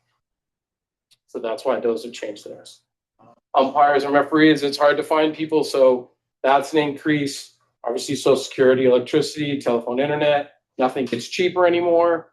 Chemicals, again, the pool chemicals are very expensive. Our electricity, just so you know, just so you have an idea, when we turn on the pump for the pool, my electric bill at the pool goes from $53 through the winter to $2,500 a month for one pump. So that's why our electricity is really high in our budget. And if you're wondering, so 3 or 4 months of paying that amount, that is why. And electricity is not going to become cheaper, as we know. So that's why electricity goes up as well, and chemicals as well. We took supplies maintenance went up a little bit. Like most anything, things are getting expensive. On the back page, we took and combined. We used to have 2 miscellaneous categories, and we just took and combined them into one for multiple things. Could be for training, could be for excess cost of chemicals, what have you. Anything that you would need a surplus, a small surplus for miscellaneous. We did the same thing for our plumbing. It used to be broken out into Dewey Field and Northwood, and we just made it a plumbing category. We just took the fees and combined them to make it a little bit more smooth and make it more sense. Everything else looking down stayed essentially the same. The social activities, as you know, as Joe alluded to, our senior group that moved last year into the rec budget, and that is where they are located. For our senior activities, which have been improving, and I'll say a big thank you to Jeff and Stan Lippers today. We had a second grab and go lunch today. I'm looking through the crowd, and some of you are more than welcome to join that crowd. If you'd like to, Joe, you're more than welcome. There are some of you, Ed, you are now in that category. You can sitting by and get a meal. Just gotta let me know if you want it. We're doing that on the Tuesdays for 8 weeks from January to February, and it's been, we started with 40 last week, and we served 60 today. We sent on about over 60 today. And next week is spaghetti meatballs with Sharon and I, and we're going to probably hit the 70 mark. So it's great. It gets the seniors in. This is just one simple thing that I've tried with them, and they love coming in. And the goal is to get it and bring it to a neighbor who can't get out or what have you. So all I ask is for a number, and we know how to prepare. And then we have the celebrity cooks in the town that have taken on the task of cooking the meals for our seniors. That's one thing, big trips and different things. So if you are a senior and not in the group, you're more than welcome to be in the group. I put it in the circle. You can just give me a call, send me your email, and we'll get you all signed up. You can join all our fun activities that we do. So that's where that ended up. Very successful. Other than that, the only other thing, food went up a little bit. And other than that, down at the bottom, as far as health insurance. So when we created the full-time position for me last year, we never put in health insurance for them. So this year we did. Now, I don't take the insurance because I'm on my wife's insurance. But if, God forbid, something were to happen, or the next person comes in, and then again, they need insurance, it's in the budget now. So otherwise, my budget went up about 3%. Overall, it went up about 14 because we had that. Is why it's a little higher than before. Anybody have any questions? Yes. You got money enough in for equipment maintenance?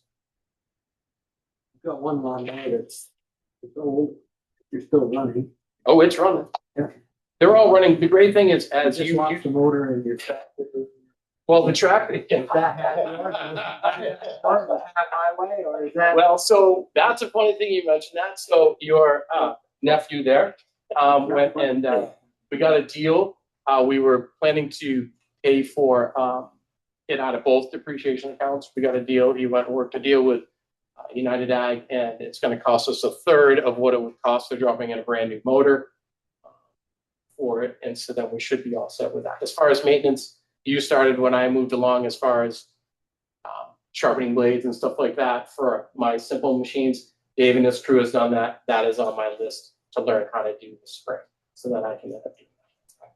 Other than that, you guys have kept our equipment in great shape. So knock on wood, it will continue that way. So no, as far as that, I do not have that per se. And I've been very fortunate. I'll pay for the parts. And then, as you had done, worked on stuff. Buff, do you have a number in mind as to the life expectancy of the pool that we have now? Great question. If you look at 10 years ago, right? Yeah, about 10 years ago, I had it replaced. I put in the circle, or I put in a couple of spots that we are now, I've already had conversations with 2 pool companies. And we're in the process, starting the process of coming up with a plan. So we've asked in those circles that if you're interested in being on that committee, then I would love it. The ballpark range right now is from the concrete in from the 2 companies is about 1.5 to replace the pool.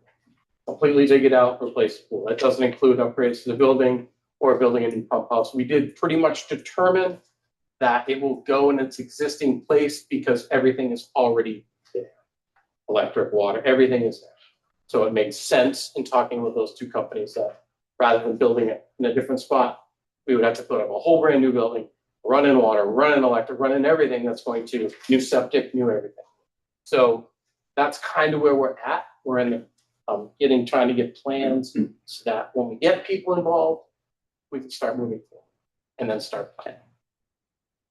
3 years, maybe 4. I don't know. It depends. The pool is going to tell us when it's time, because eventually it won't keep water, or it will fall in, or what have you. But right now, it's good. But we're being proactive to move forward because it is a process that you just don't do overnight. In 3 to 4 years, where will your depreciation account be? In 3 or 4 years, I'm hoping that it's close to $1 million. If not a little bit more. That's if nothing catastrophic. Well, I don't have much that could go catastrophically wrong in my department. That would require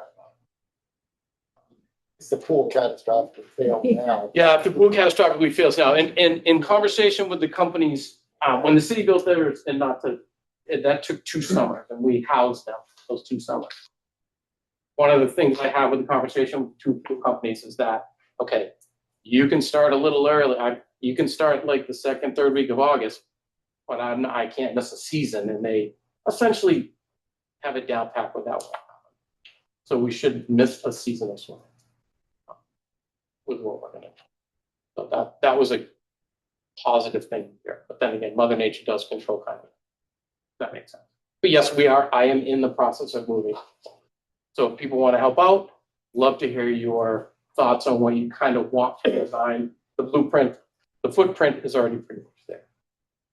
Can they put that up for a vote too, like in a year or 2, like they did the? That would be up. That's up.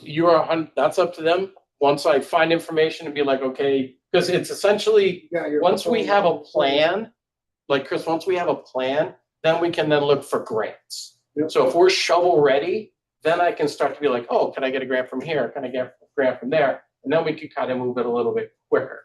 I did ask in those 2 companies, is there a lead time? Because someone had told me, you might be looking at 3 years before you get your pool built. And those 2 companies are no. If you wanted to build it next year, we can build it next year.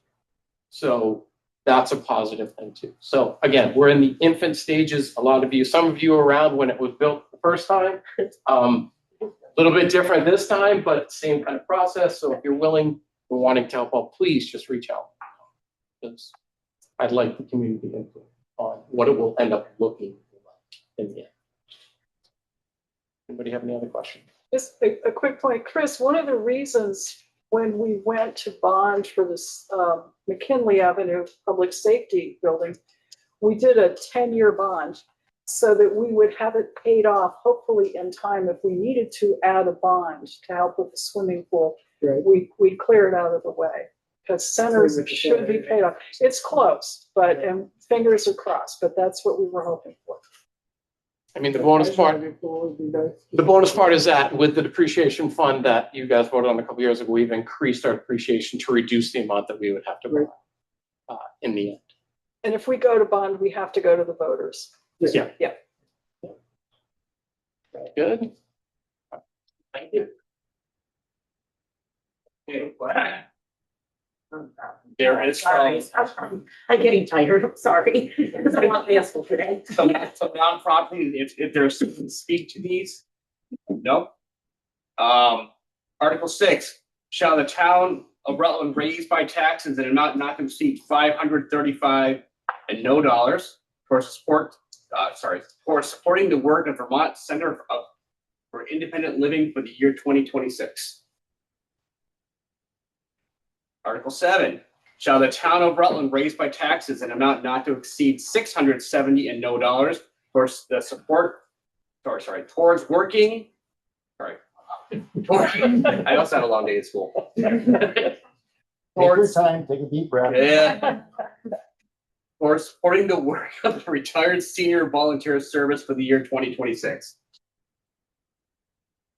Shall the town of Rutland raise by taxes an amount not to exceed $500 and no dollars towards supporting the work of ARC for the year 2026?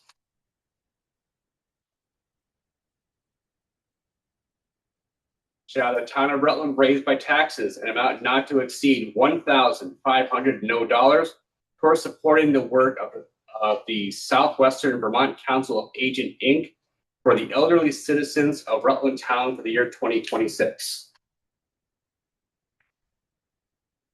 Article 10, shall the town of Rutland raise by taxes an amount not to exceed $3,000 and no dollars for supporting the work of the Child's First Advocacy Center for the year 2026? Article 11, shall the town of Rutland vote to raise, appropriate, and expend the sum of $3,088.50 and no dollars for the support of the partial funding of the Marble Valley Regional Transit District's public transit service to the residents of the town for the year 2026. Shall the town of Rutland appropriate $4,094 and no dollars to the Chamber and Economic Development of the Rutland region, along with area businesses and municipalities, with the ultimate goal of growing the economy in our region for the year 2026. Article 13, shall the town of Rutland raise by taxes an amount not to exceed $4,502 and no dollars for supporting the work of Rutland Mental Health for the year 2026. Article 14, shall the town of Rutland raise by taxes an amount not to exceed $8,470 and no dollars for supporting the work of the VNA and Hospice of the Southwest region for the year 2026. Article 15, shall the voters authorize the select board to raise by taxes the sum of money not to exceed $15,000 and no dollars for scholarships to be awarded to worthy 2026 high school graduates of the town of Rutland who have resided in the town for at least 2 years and wish to attend institutions of higher learning? May I very briefly, please support this. This is something that you authorized the select board to set up a selection process. We have incredible students who are going on for higher education. This is our chance to meet them and to give them a little money so that they can cover some of the costs of education. Mike's got a word. Can I just ask one question? Has there ever been a thought of going back for more years of living in the town? There are kids since pre-K, and if you come in and for the last 2 years, you know, if you're a junior and a senior year, you never went through this school, I would just ask that maybe we consider making it expanding the time that you've been in the town before you're giving them a chunk of money, where being a teacher here, I would never would have seen that student if they only have to be 2 years. it was their junior and senior year, I think it would be something to look at, maybe going further back so that they actually might have attended this school in the process. It's just. We do have a scholarship committee of the select board, and we reconstitute the board every year in another month or so. So that's a good question for them to take a look at. Yep. So board members that are on the committee, Mary? There's usually 2 select board members, yes. Just 2 and that's it? Of the committee, 2, or is it and other then people? they do the screening, they go through the applications, they get the word out to the guidance departments, area schools, and then they make a recommendation on how the funds should be split among whoever applies. And how do we? And then the full select board then votes. Okay. Yeah. So then I would second what Mike says too, because I'm and born and raised here for a number of years. That I'm just wondering how we get that across to, like, once we find out who the scholarship people are, then we reach out to the select board people that are the scholarship people and the scholarship committee of the select board, yes. Okay. Yes. And actually, we're probably all right here. So you made your point. Thank you. Thank you. Yeah. All right, Article 16, shall the town of Rutland raise by taxes a sum of money not to exceed $15,696 towards the operating costs of the regional ambulance service for the year 2026. Article 17, shall the town of Rutland continue its participation in the Rutland Free Library Association and to raise by taxes an amount not to exceed $113,999 and no dollars for the year 2026. Yep. Yep. Thank you.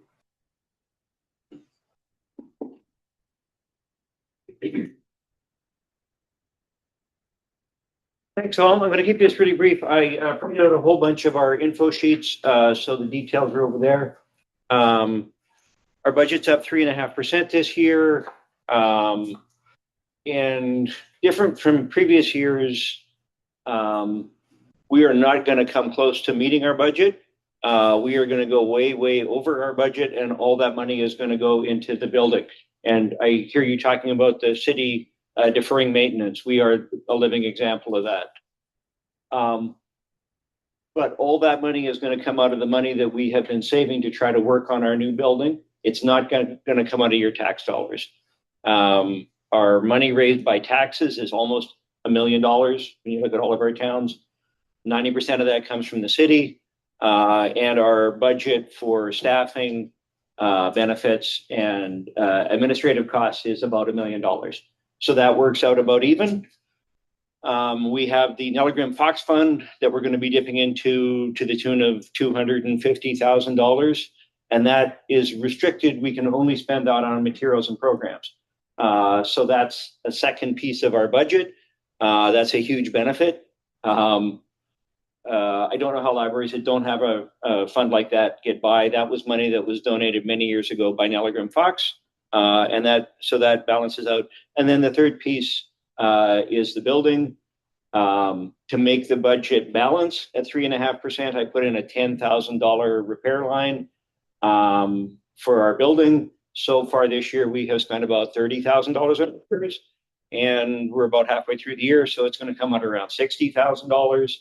And that's why we're going to be over budget. But again, all that money is coming out of our savings and not your tax dollars. Your tax dollars, aside from things like, cleaning supplies for the floor, do not go to the city building. And so it's a different way of doing our budget this year, but I think it makes sense for the town. Happy to answer any questions. Always happy to talk about the library. Randall, we Yes, have ma'am. 2 representatives from the town. We do. The board, who are they? We have Bill and Fern here, and that is on the little sheet. Over the years, we had concerns that the town reps were not chosen by the select board. So both these folks were put forward by the select board of Rutland Town. We're super excited to have them on. And Fern in particular last year was our rep that showed up to the Rutland Town Day and sold a whole bunch of tickets for the quilt raffle. And we appreciate the support. Thanks, everybody. Appreciate it. Thank you. Christmas present. Article 18, shall the town of Rutland vote to appropriate the sum of $3,900 to support the programs and services that brought community action in 2026? Article 19, shall the town of Rutland vote to appropriate and expend the sum of $4,500 to support a Wonder Feet Kids Museum to provide services to residents of Rutland Town? Article 20, shall the town of Rutland vote to raise, appropriate, and expend the sum of $3,000 and no dollars for the support of the Boys and Girls Club of Rutland County to provide services to residents of the town?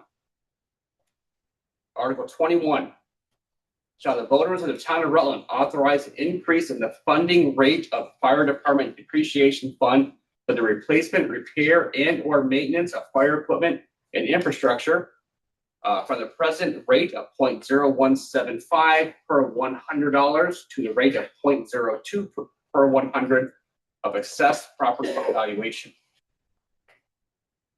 Chief Chris Clark, would you like to come up and address this?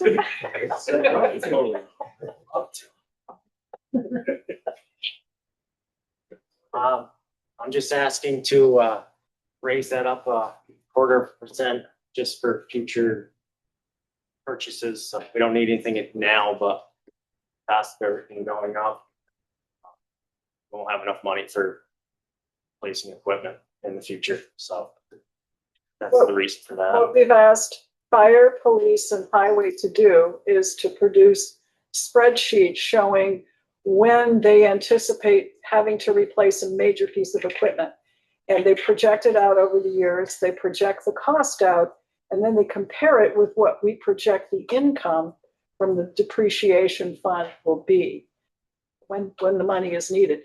We did this for the fire department. Chris and his folks did this, and Bill, and realized that we were falling a little bit behind and projecting when we need to buy our next piece of fire equipment, we're going to fall short. So that's why the request of a 1/4 cent increase is on the ballot. So we're staying up with inflation.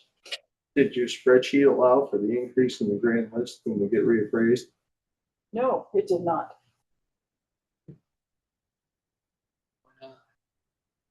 Why haven't you taken into consideration increases, even normal increases in your grand list and your calculations? That's a good question. Probably because I think, Byron, inflation eats that up. Trying to project future costs of the trucks is incredible. It's just in 2013, we purchased a truck for $365,000. And then 2 years later, I think that's when engine one was replaced. It was $565. So this is why we've left that portion of it out, because if you try to make this too finite and go at it from both ends, you may end up coming up short. So at 2 cents, I don't believe the town would be able to replace. They'll be close to the guideline that Chris works with is about a 24-year lifespan on a piece of equipment.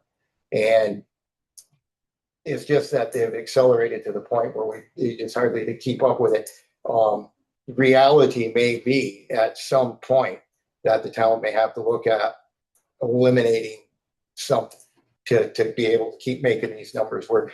We have been fortunate since the town started the fire department in 1967 that we've never had to borrow money for trucks except for that first initial layout. And then when the Selectboard, I think it was 1972, adopted the depreciation fund, it's there, and we adopted that through the other departments.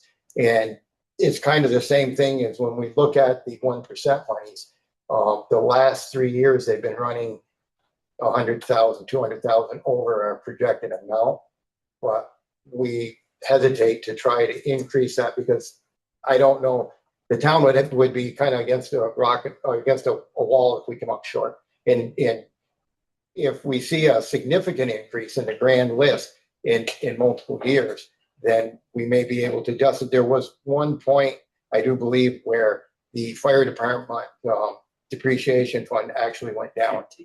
We decreased it at one point, voters voted on it because I think that, grand list and growth in the town for a particular portion of time was more than anticipated. So they were raising way more money and it went back.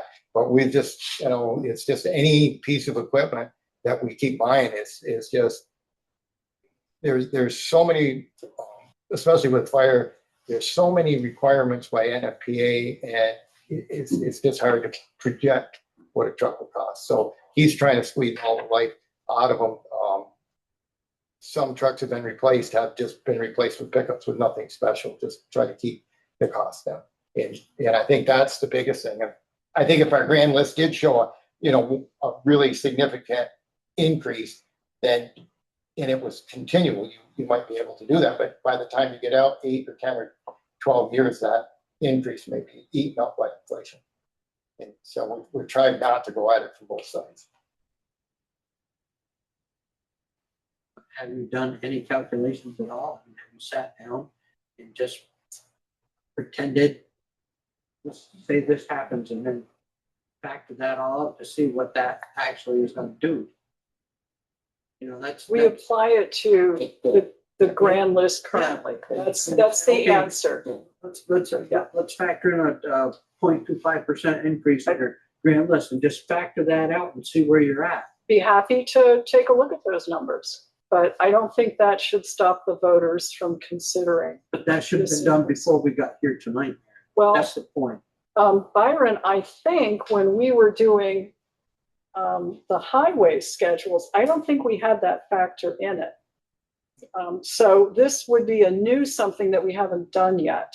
So give us a chance to do it. It is not a bad suggestion, but we haven't done it with the schedules that we have in place. And we do these, we redo these schedules periodically. So let us, and if all goes well and Diamond One Mall, the new super Walmart comes in, there's going to be another significant increase in the grand list. So do we factor that at 2% or do we factor that looking into the future? So there's a lot of moving parts to that, but I don't disagree with the concept. We just haven't done it yet. Don't hold your vote waiting for us to do it because we're right on the verge here.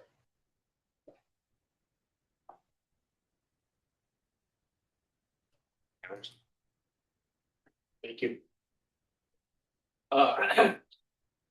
22, the voters of the town of Rutland authorized purchase of a new excavator and trailer for the highway department for the town of Rutland with an estimated purchase price of $165,000. Be paid by raising taxes in the amount of $165,000.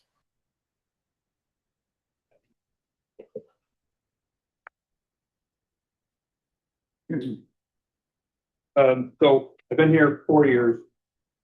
The town doesn't have an excavator or a way to dig holes. There's a lot of maintenance that we need to do that we've been doing. My first year here, we rented. We rented every year, but the first year I was trying to rent from G-Stone. They would have a machine, you'd have it for a month, but might need it for a couple more days. You'd be like, well, I got it rented next Monday, has to come back. It's Rick McCurrier was doing some digging for the town prior to me getting here. A couple of times I tried to get him. He was off in Maine on vacation or whatever. Couldn't get him for a couple of weeks. It's a problem not to be able to do this stuff when we need to. So I've been renting for the next 3 years, and nothing's free, and it's like $4,000 a month to rent a machine. At some point, you got to stop throwing good money after bad. So myself and Joe and Kurt, the highway committee, spent probably 1.5 years now trying to spec the right machine for what we need for now and for going forward. You know, if you look at the fire department, the police department, everything is getting bigger. The town is getting bigger. So we tried to spec a machine that we could use into the future and not get something that would have for 2 years and be like, oh man, this thing's too small. You know, if we get this machine, it'll be around here for 20 years, most likely. That's kind of where we are. But that's why you rent the machine, because this year you might need a 12,000 pound machine and do everything you've got because all you have are small projects. Next year you might need something bigger, so you go rent something bigger. You get what you need to do the project at the time.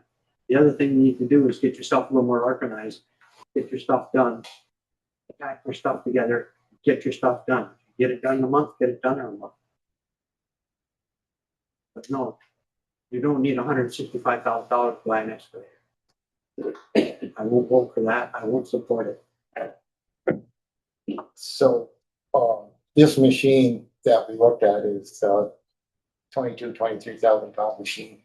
It is big enough to load the trucks. It's big enough to do ditching. And Dave said it's looking into the, you know, where the town is.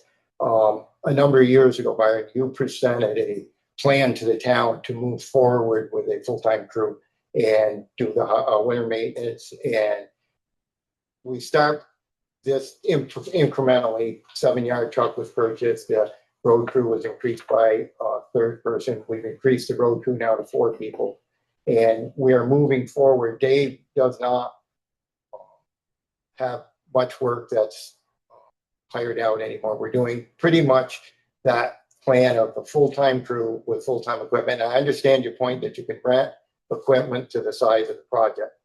And that goes if you can schedule equipment and schedule project, but we all know that Vermont weather and circumstances don't allow that. So in the process of coming up with this machine, Dave, Kurt, and myself, we spent a long time looking at what the town is doing, what we could possibly look into the crystal ball toward the future and where the town might be. And so this is a pretty good mid-sized machine that would do everything.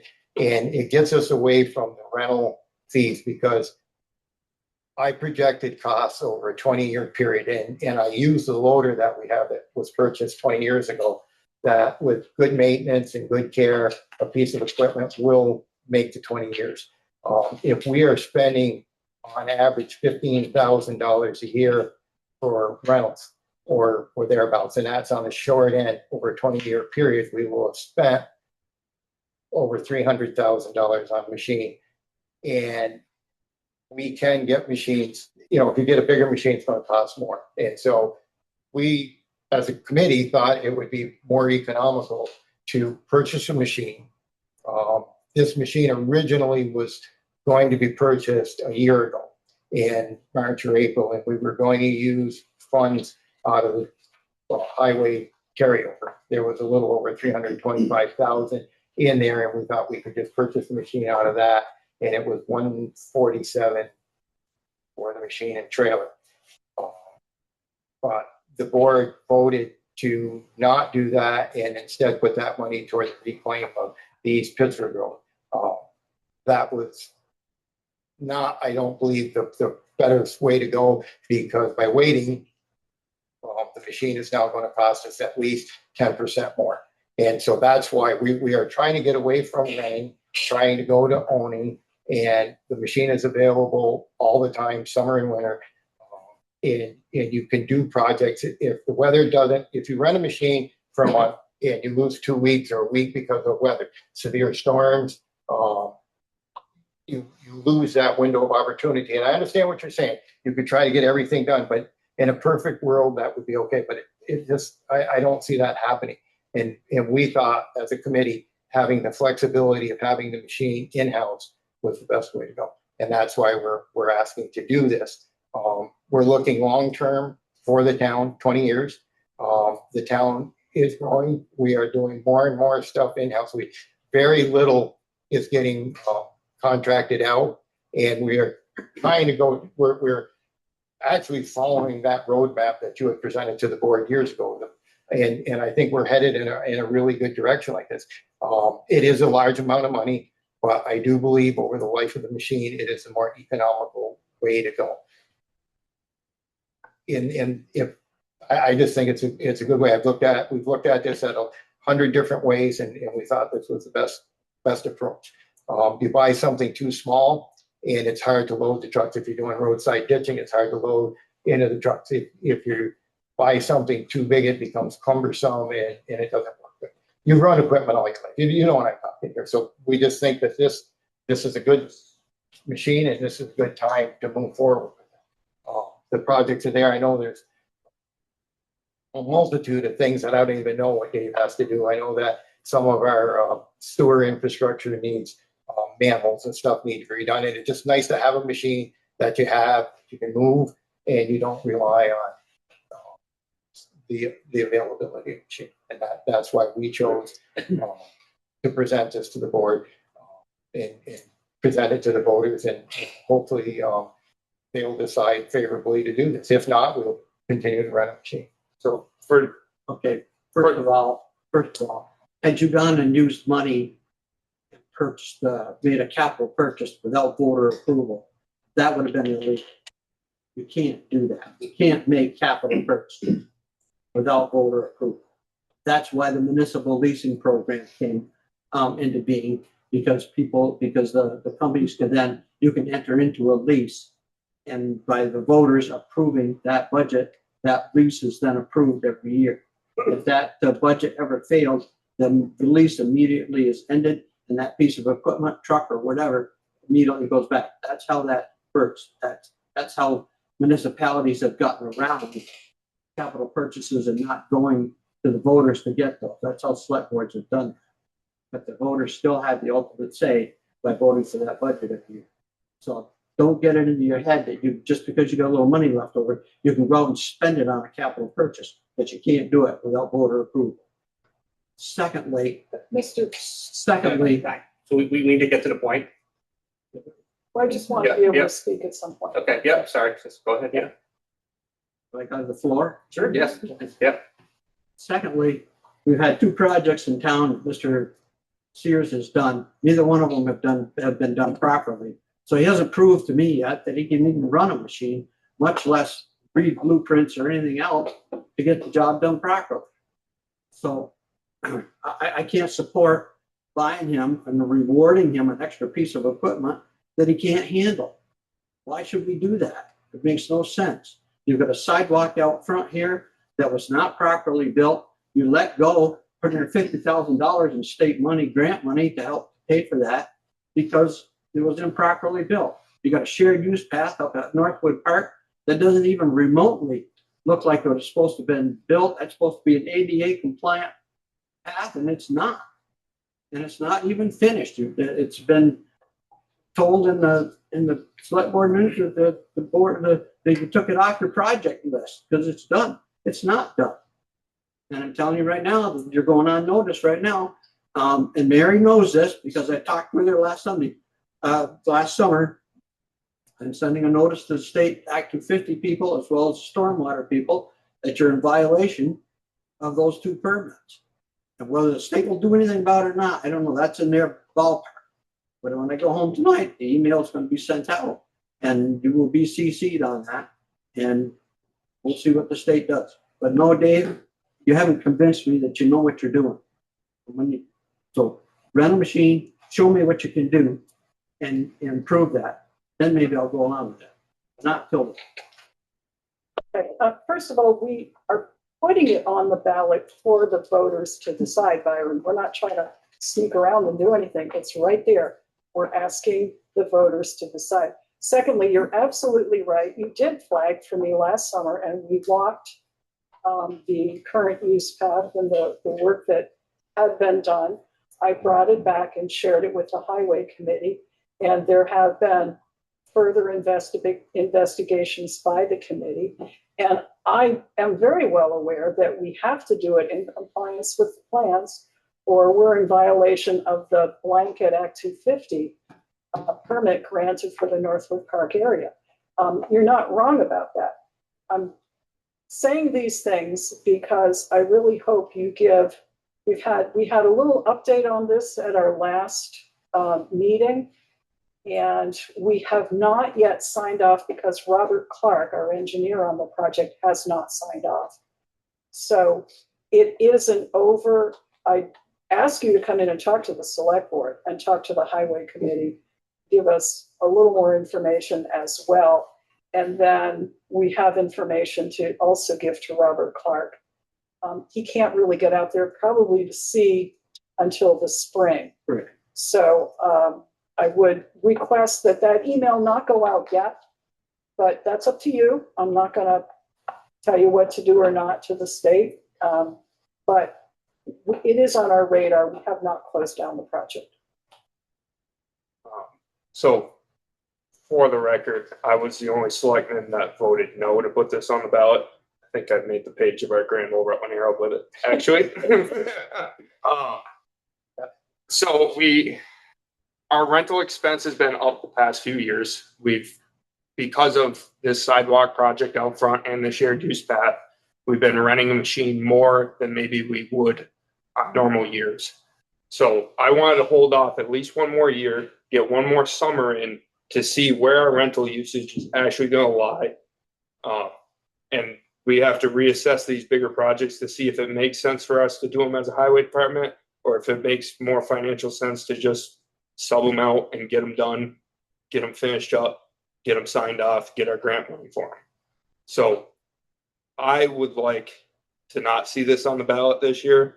Unfortunately, in the town of Rutland, yes, we can put this on the ballot and say that the people are going to have a choice. But when people show up in this town to the voting booth, they tend to just check yes. And that's a big concern to me, that these voters just check yes on these boxes all the time. And you people that are here tonight, I'm sure definitely put thought into what they're checking on. But if you look at the voter numbers after an election, you can tell there is a large amount of people that just check yes boxes and don't investigate what's going on. So I wanted to hold this off until we knew better how to handle the situation. But Yeah. Even if it's on the budget or on the ballot this year, we have the year that you're asking. Because we don't have, this doesn't come into effect until July 1st, and we have a year to assess that. And if we determine that, okay, we don't need to spend this money, we don't have to. And then that money can be turned back into toward the highway budget or whatever if the purchase is not made. Yeah, I have to say, he's right. He's the only one that did vote for it.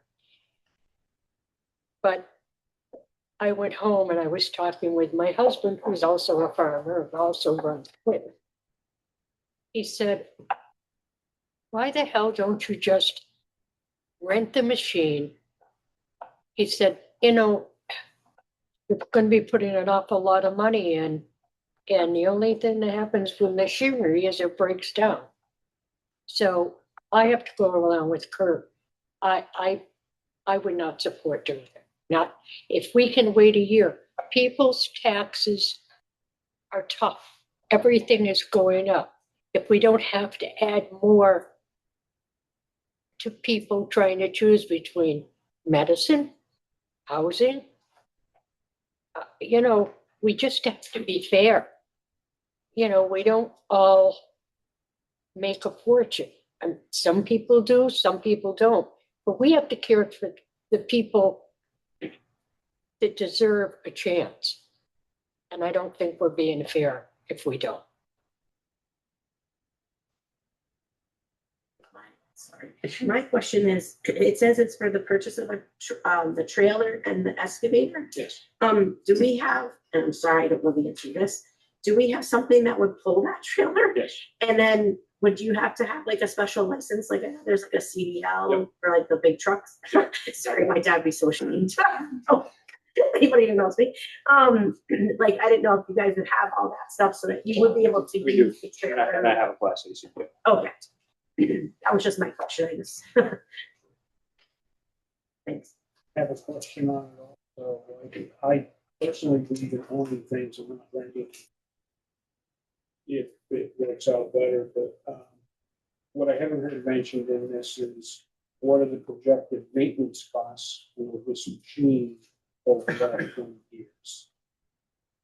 Has that been filtered into this? So just for that size machine, offhand from my knowledge and my business and maintaining my excavators, yearly just for filters and oil changes, you're probably looking at $1,500 a year in that. You're gonna have bucket teeth, which is gonna say yearly expense is another $800. You're gonna have fuel, and then as the machine ages, you're gonna have whatever else might pop up. Fuel would be the same purchase. Yeah. The fuel end of it. Yeah, we're gonna have more fuel, which is bigger excavator than what we normally rent. More. Right now, the town has a good opportunity on rental. We're able to rent a town taxpayer's machine. So it's local, it's easy to go get, and we might be able to switch to a weekly rental. So, we can get projects together, rent the machine for a week, bring it back, plan another set of projects, rent the machine for the week. So there's some different things that we might be able to do to try to get the rental costs down, just so the machine doesn't have any downtime. So I'd like to explore that a little bit more before we go to purchasing a machine.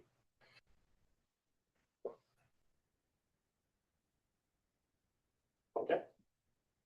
23, thank you.